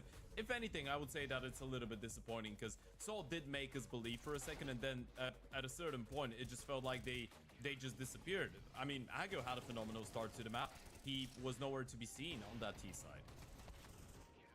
I mean, indeed, Agil did get, what, 5-1? No, it was 9-1 in 3 rounds and 11-1 in 5 rounds. That was just a ridiculous performance from Agil at the start. But yeah, Brandon, how did it go on from there? I mean, to be honest, if we can look at it, it's if anything, it's just Tabson being one of the best in-game leaders in the world, because he says to his team, let's start with a 7-0 handicap after not being able to close out 10-4, and we'll show the world what we're made of. 13-0. I'm joking, of course, but I think, look, the thing with this game is it just felt like both teams were actually really uncomfortable on train, and we knew Saw was going to be uncomfortable, and they put us in such a false sense of security after going up 7-0. And from there, you think, given the track record of how this series has gone so far, given the fact that it was 10-4 and Big couldn't close, you look at 7-0 and you're like, okay, well, look, here's what's going to happen here. Saw are just going to maybe close this out 8-4, 9-3, and then it's going to swap over to the T side. They're going to win the pistol and they're going to win the series. That didn't happen. And you got to give a lot of credit. When we look at positives, you got to give a lot of credit to Big, because they'd be feeling so disheartened after the way map 1 went. You then go into map 2, you are on your map pick, you are down so many rounds, and you give yourself a chance. You give yourself a chance, and all the individuals start coming online. Crimbo starts having a really good performance. I think Tabson's call in this game, to be honest with you, for the most part, was very solid. solid because they did keep things simple. That was the big thing we raised in between map 1 and map 2. And that's exactly what Big did. And JDC came online. Crimbo was still online. Hyped really started to come into his element there towards the end of the game. So very, very happy just to kind of watch that. But in the manner in which this happened, yeah, sure, it's completely unexpected.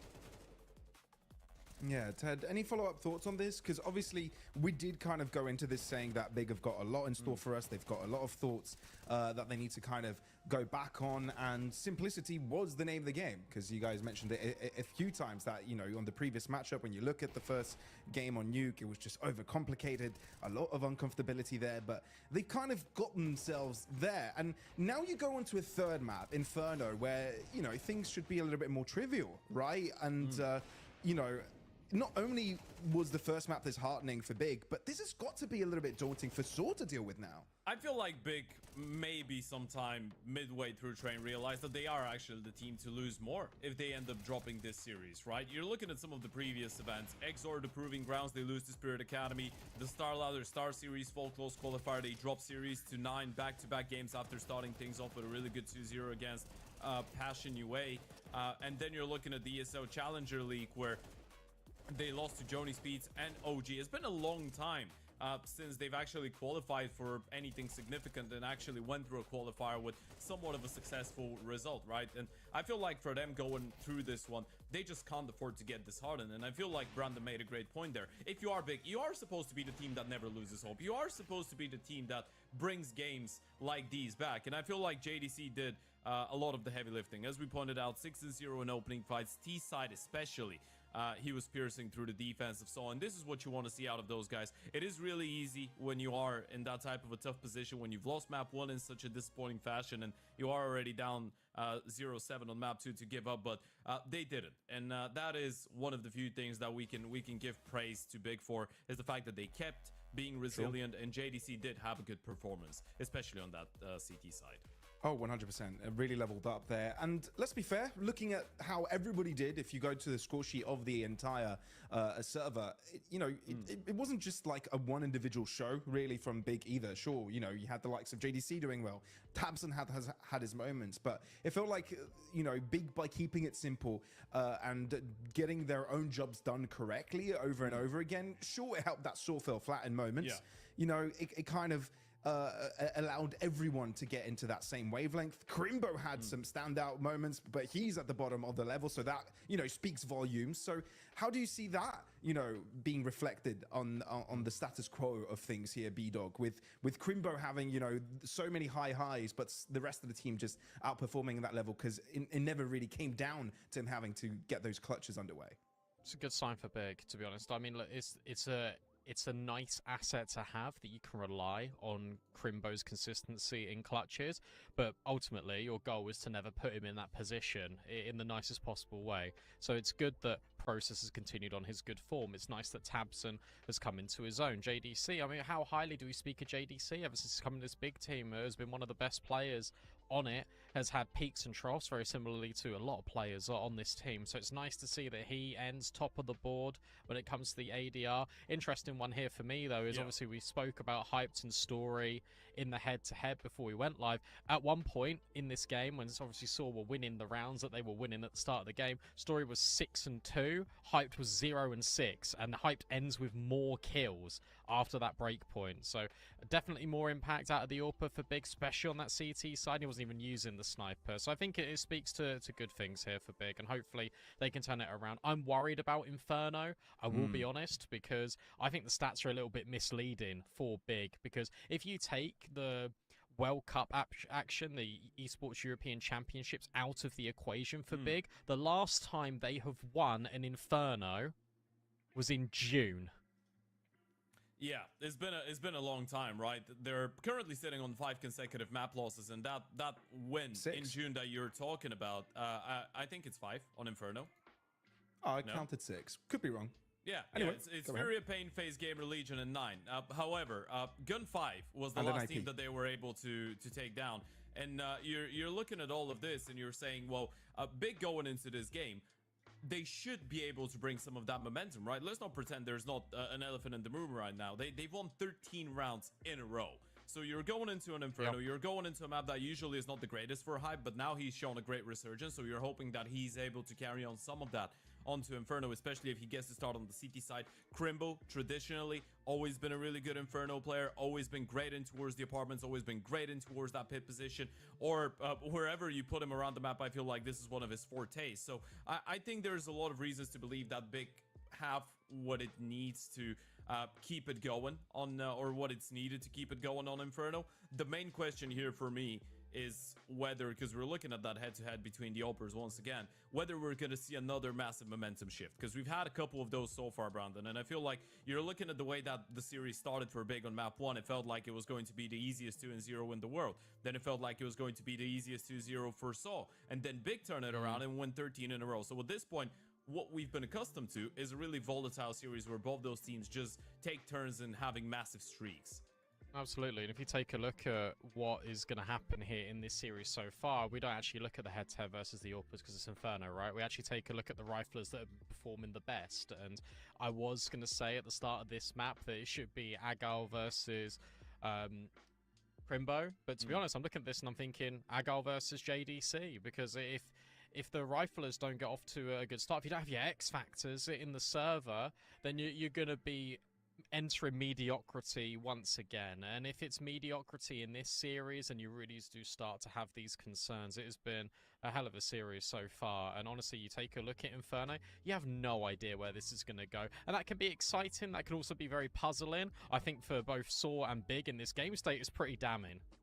Well, the end destination is always going to be Malta, the Thunderpick World Championship of 2025. And right now, in the current iteration, Saw and Big in a bit of a pickle, right? The struggle cannot be painted around, but we'll see if any of this is corrected, if any of this is going to look any better, any more impressive as we enter the last and final map of the series, Inferno, in a bit.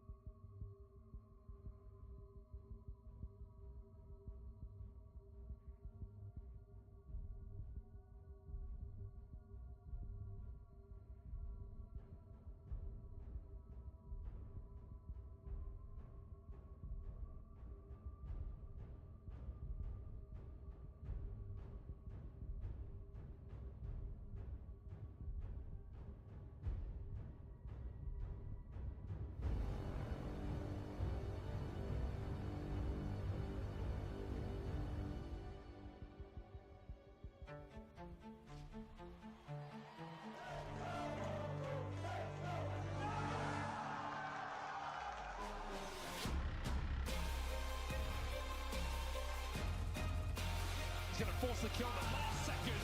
Right to the smoke. Look at him go.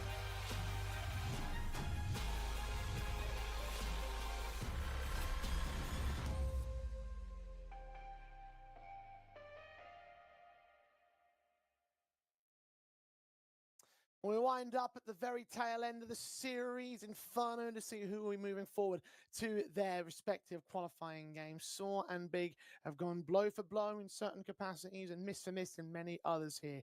Inferno, the final battleground. Dwag, earlier you were criticizing the veto from, I believe it was Big's perspective. Honestly, given the way the series has gone so far, I can't exactly say I've got much faith in Saw either in taking this one overall. Like, I'd say all bets are off for me personally.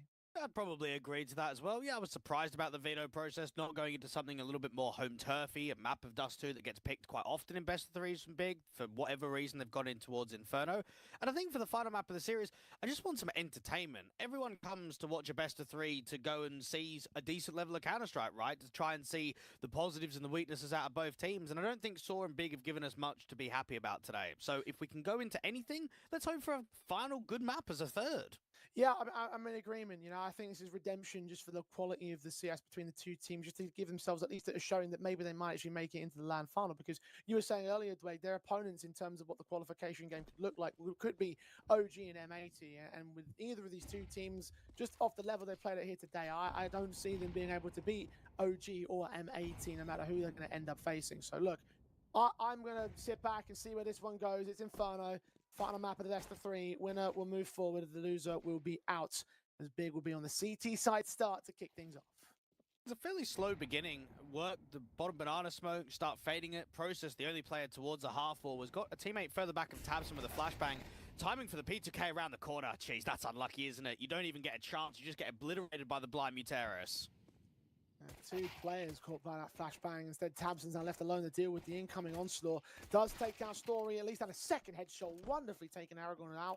Crazy will return with 3-on-3. And low HP has been neutered on Saw. Hyped going to take that advantage back, finding Muteris from this close position. Two players are going to wrap that corner. Agil caught in the jump face. Hyped is going down. 2v2 now. JDC and Crimbo see an extension. Crazy got two to worry about, and he gives himself up by going for the peek forward. JDC will close the pistol for Big.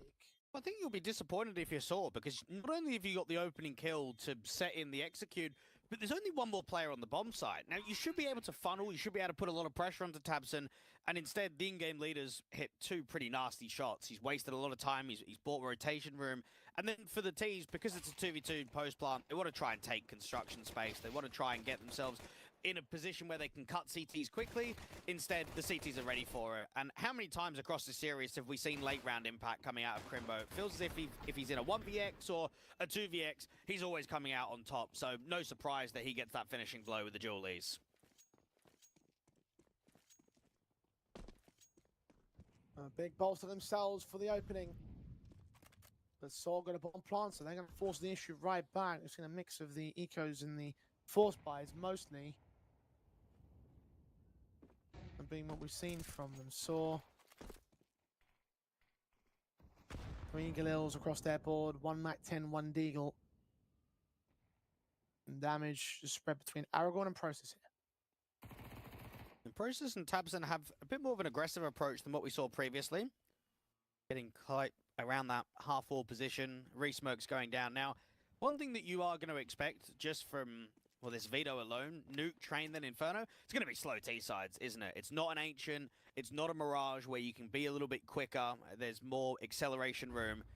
It's going to be pretty much take top banana, and then take a bit of brackets, go back and forth with pressurizing a bomb site, baiting out further util, trying to force gamble stacks. Probably see a lot of gamble stacks from Big across their CT campaign in this first half.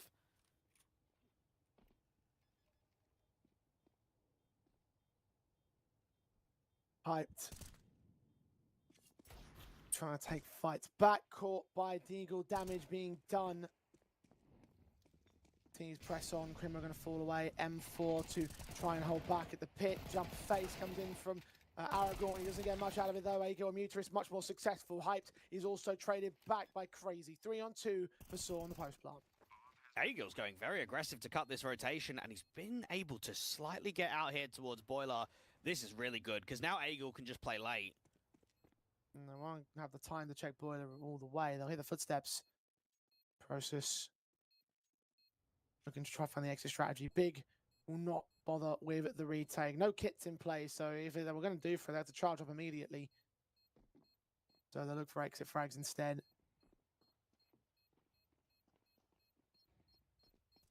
And Big's pistol he responded to in kind by Saw. At least Tabson will make it expensive with his SMG in hand, and he can hold it into the next round as well. The buy wouldn't look all too terrible for Big. Unfortunately, he doesn't. He doesn't quite get Story to drop either. So expense from both sides, but Saw are on the board early themselves. And all you can say is that that's going to be frustrating for the two B players of Process and Tabson. You've got 3 towards A. You've got better weaponry than what the T side has, and you haven't even come out even on the trades. You've not even been able to force it into a 2 versus 2. So before the bomb even goes down, you're probably thinking to yourself, well, it's unlikely we win this round. Yeah, you can put yourself in positions where you can come in from brackets, but if a kill's not presenting straight away, you end up just saving. And now on the anti-force buy round, we're seeing some aggression down from mid. 1-for-1 between Story and Hyped. JDC's 5-7 finds Aragorn as he's pushed up very aggressive. M4 in hand, but not ready for Mutarist to already be inserted in Banana. Before they are back at the stairs angle, so the 3-on-3 maintains. Now bomb being dropped in the open is at least information to gain. The scout of Hype trying to defend against it, but he gets goosed in the process. So he's going to fall away. Process, if he falls, rounds over. That's a good shot. That's a great snappy connection there from Mutarist. The veteran still got it. Old man, yes. Talentless, no. Well, we secured, so another 3-on-2 that really Big should not be contesting. When you mentioned earlier, if Process falls, that was the end of the round. And Crimbo and Hyde did rotate up to position to hopefully try and get a miracle out, but I think they've consigned themselves to their fate. They'll hold on to the Kevlar. Scout and the Deagle. Little bonuses going into a harsher eco round for Big. Yeah, it does make me wonder, over these next few years, how many guys in sort of the early to mid-30s are still going to press on in Tier 2? I don't know. We're not going to have an answer yet, because it hasn't really been done before. We've had a lot go into retirement, go into coaching. Now, I was pugging the other day with Pete, you know, PT that used to play on mouse sports. I was like, bloody hell! Like, he was playing 20-odd years ago. That's quite a throwback, jeez. I couldn't believe it. I thought, do you know what? Fair play. He's still playing Facer. He's still got the love of the game.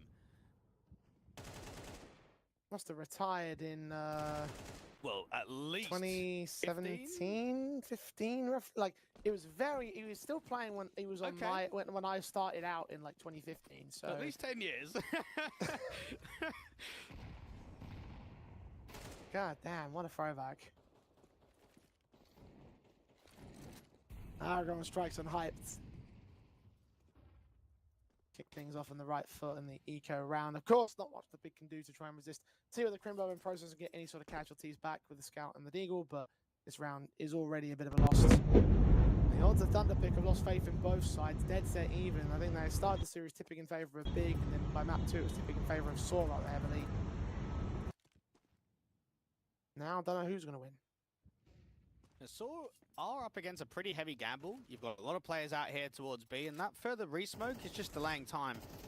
The issue is it's only going to delay for so much more. There isn't another smoke, and there's a minute on the clock. So Saw have got a couple of options here. They can go in for a B exec and just bully their way through the bomb side, or if they start to recognize that it is a heavy stack, they can just cancel and move their way back up brackets.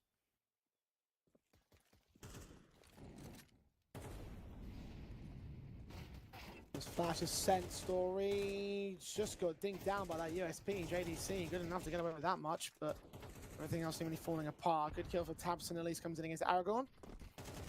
They can get Story. I think would be the baseline achievement you could ask for in an eco like this, but covered off by Mutarist. Story not going to give him a chance. Mew Crimbo, no position, no HP, no chance at making any more damage happen. So we'll maintain their 3 on the trot. Big will have their guns in the next.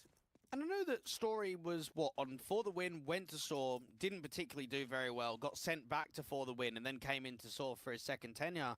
They've found a real gem in his overall level of form, because I would say in the Portuguese scene, there's been a real lack of AWPers for a very long time. I mean, Fox was meant to be the #1 tier 1 AWPer back in the day, and then even the very first iteration of Saw, everyone was Portuguese, but then they had the Dodo in there as well as the Spanish AWPer because you just don't have the players.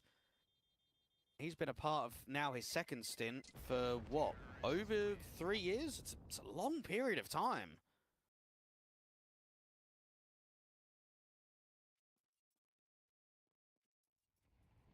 Very rare to see extended tenures like that.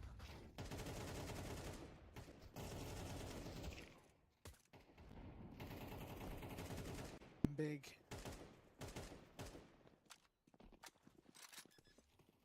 See this lead continuing to extend against them, so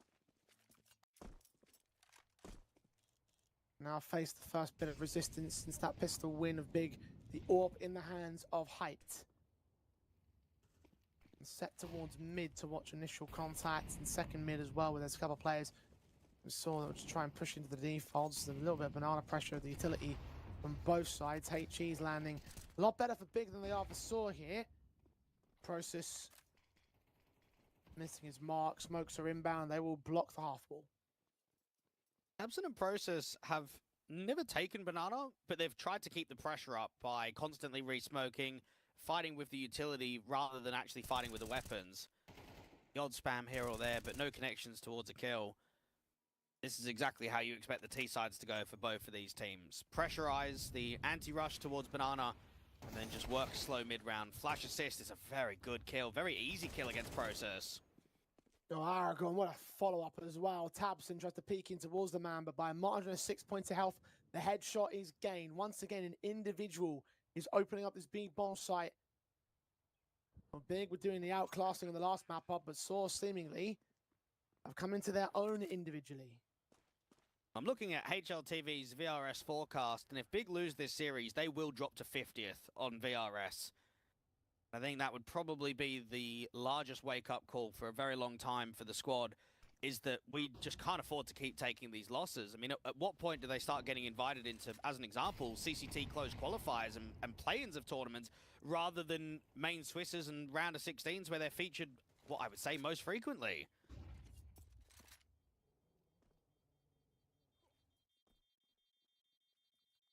We'd have to do the maths on that, but you are right to consider.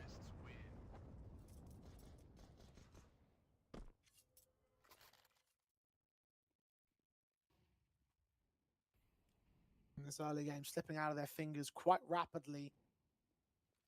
So now 3 to the good on their scoreline, and looking for a little bit more here.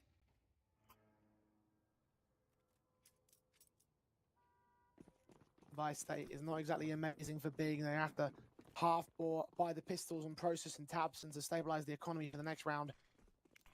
Even with the 3 saved guns, I think it's best just to bolster up their investments for a future. The Saw would get dangerously close to that minimum 6. Agel first up, leaning in with a teammate. Flash is sent over towards brackets. Fast charge up towards short access, but not charge up to the bomb site itself. And again, early damage will favor Big. They know that A is heavily defended, just off of the util here on the short side. Crazy. Gets smoked off. Agil wants to try and pressurize towards long. JDC with a boost up. Is anyone holding for this?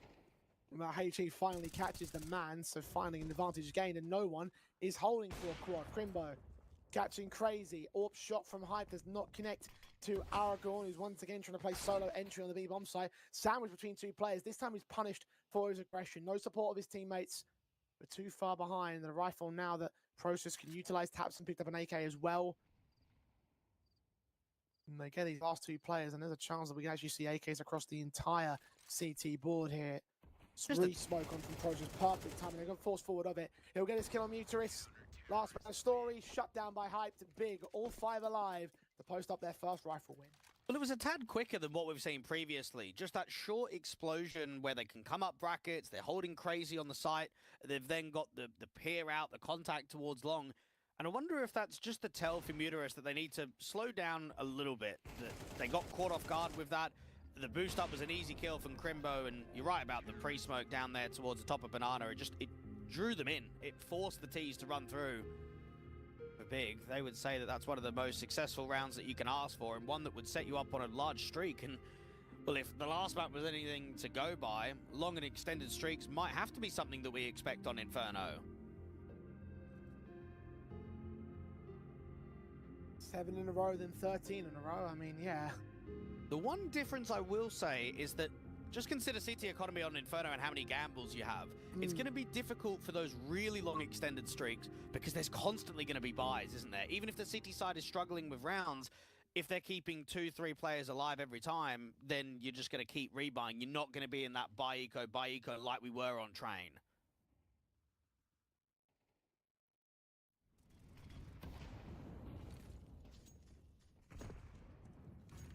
Early damage taken by Big of the utility basis, but Hype just draws out the opening kill, so went from early damage to the favor of Big to now something even greater than that in trade. Big pick up a crazy.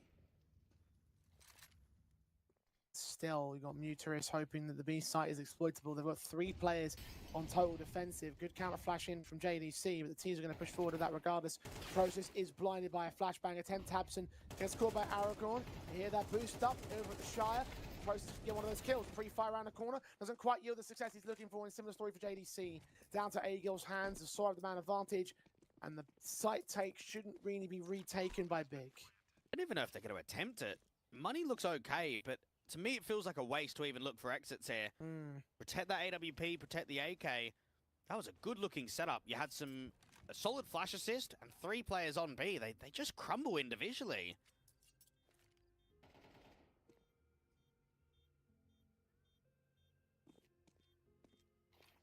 Put some nades down towards the default plant position, and Coffin's hoping that they can catch a player off with a extend a bit of damage, but with both players known about Sorno, their easy escape route, so not even the exits will come in for Big. Didn't commit towards the retake, and as you said, it was probably the right call to make. You hold on to the AK, you hold on to the AWP. Money's pretty well built for Big overall. And there are some things to genuinely give some worthy praise for in that round. Aragorn again with those entries, Big setup. Thrown off a little bit by utility and panic. He's looked sharp on some of these entries out to beam. He's been pivotal to opening up the bomb site a couple of times. And maybe that's a threat that Big need to try and deal with, those aggro moves that he's making on the site hits. And this is coming from a player that isn't in good touch, isn't in good form right now.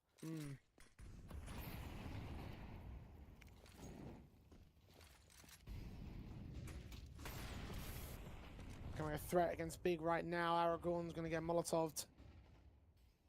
Try and force out damage or just to suppress that banana access, which the teams will be able to gain. Hype's AWP is ready to receive in mid. He's not quite ready for contact just yet. They already saw him not. This process smoked as they start backing away, and they do lean in towards this A bomb site this time.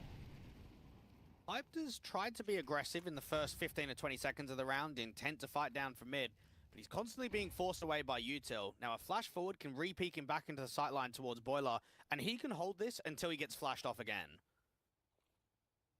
We've got the AWP on the other side of Story. Counter flashing from the CT side instead, going to get him a little bit more deeper, so that aggression doesn't fully disappear. Incendiary on the apartments as well. That blocks the entry way. Good shoulder bait. But JDC can still strike on Aragorn, so he's first to fall this time.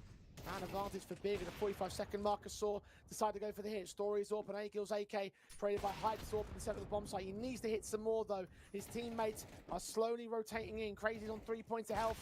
Flash is turned away from the shot, does not connect, and Crazy can capitalize here. Tabson does reach the moto angle. There's some dings down from beyond that smoke on Muteris, so both him and Crazy are low.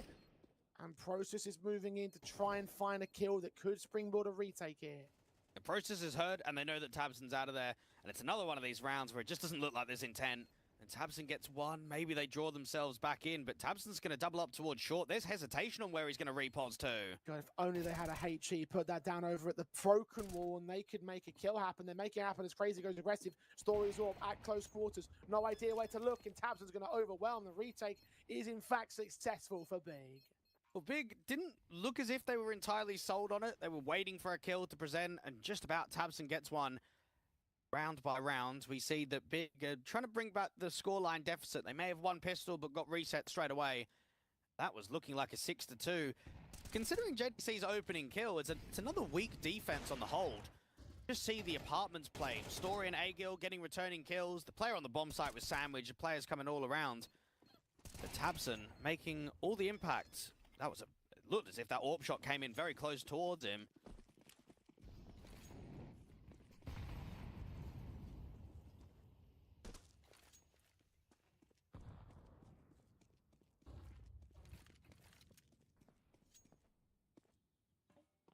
Oh, Big trying to maintain pace with Saw now.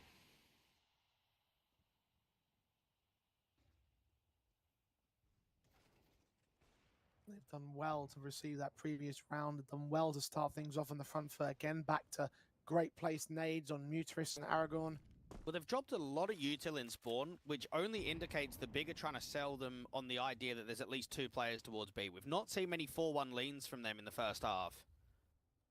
And only got a process there in reality, of course. A smoke set towards mid-angle for Tabson, goes for the engages, and alongside Hype to AWP. Both players get traded by Story and Crazy, but they lost Story and Agil for the exchange, so 3-on-3, and they decide that actually, yeah, they do want to go towards that B site here. Process has got a lot of work to do. Re-smoke goes down, and no acceleration of pace. No HE to either break this smoke, so this is going to be tough to get through this top banana smoke. Flashbang sent HG's a little bit late. Awkward sprays come up to do some damage on Aragorn and the other 2 players. Again, a 2 versus 3, which Big, they can just find that one good burst against that one good player. They can make it an even stance very quickly. For now, they've got to set up.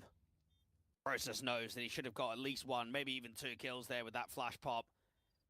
Time is dwindling down. They've got double incendiaries, but how long is it going to take? Are they committed for it? There's been a few rounds where it's looked hesitant on whether they want to commit to the retake or not. Time is short. JDC's leaning in. Think down to that player in the back site. Muteris does get picked up, so at the very least, they'll try and make it expensive, and they will be successful in that regard. Crazy did get JDC, but Crimbo will get both on the way out of the round, so all 5 will drop for the T side. Unfortunately, that last man will not stay in either, so it is 6 for Saw, but Big are continuing to make these rounds close. Big individually have let themselves down a little bit in this first half. We saw it out towards the A site on the defense. We're now seeing it here from Process. Anchor's just not getting enough, and I compare that to the game that we saw against Ecstatic. I know that it wasn't a very good decider against Paravision, but look at how solid Nut was on both the likes of Dust 2 and on Train. Just always going 1-for-1, sometimes even getting a multi-frag. I just don't think we've seen that Anchor prowess when it comes to this best of 3.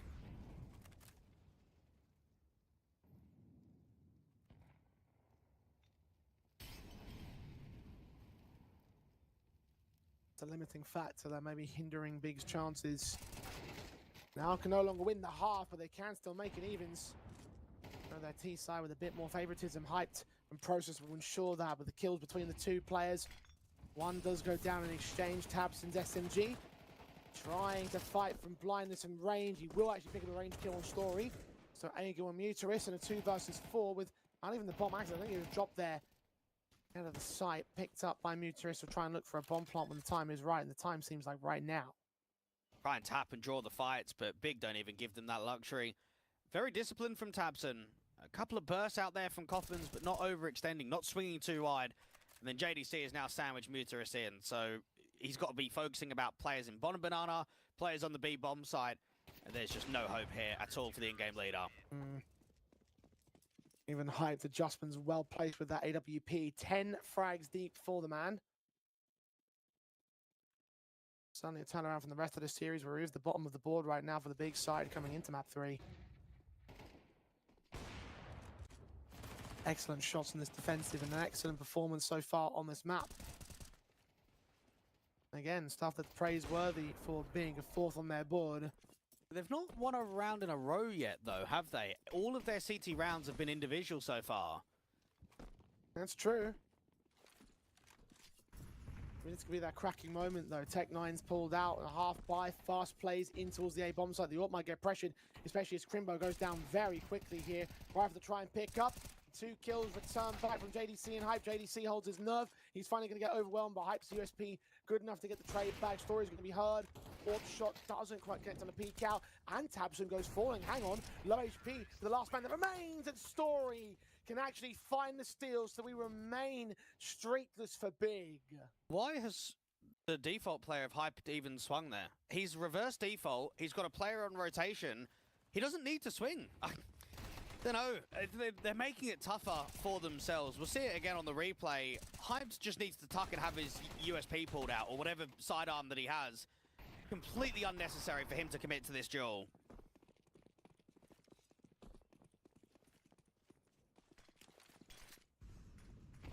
And that puts Big back on the back foot for the economy game. SMGs cross 4 players, and the M4 have hyped into the last round of the CT half.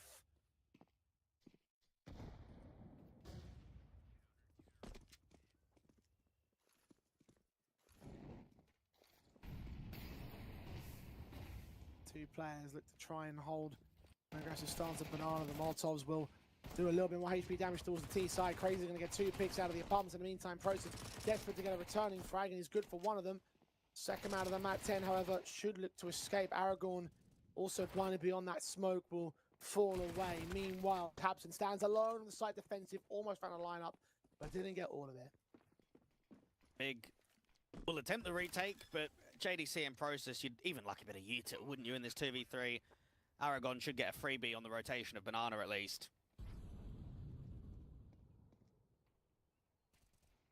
We'll sit pretty and wait for Process, and Process will go down. JDC, all that remains, 1v3 out towards brackets. And Aragon should be well aware of his contact and his compadres over on the site itself. We'll leave JDC with nothing. And they'll try well and keep the HP limited. If he has a couple of good bursts, and maybe that could work. But the reality is that the T's are caught looking in the wrong direction, so it's an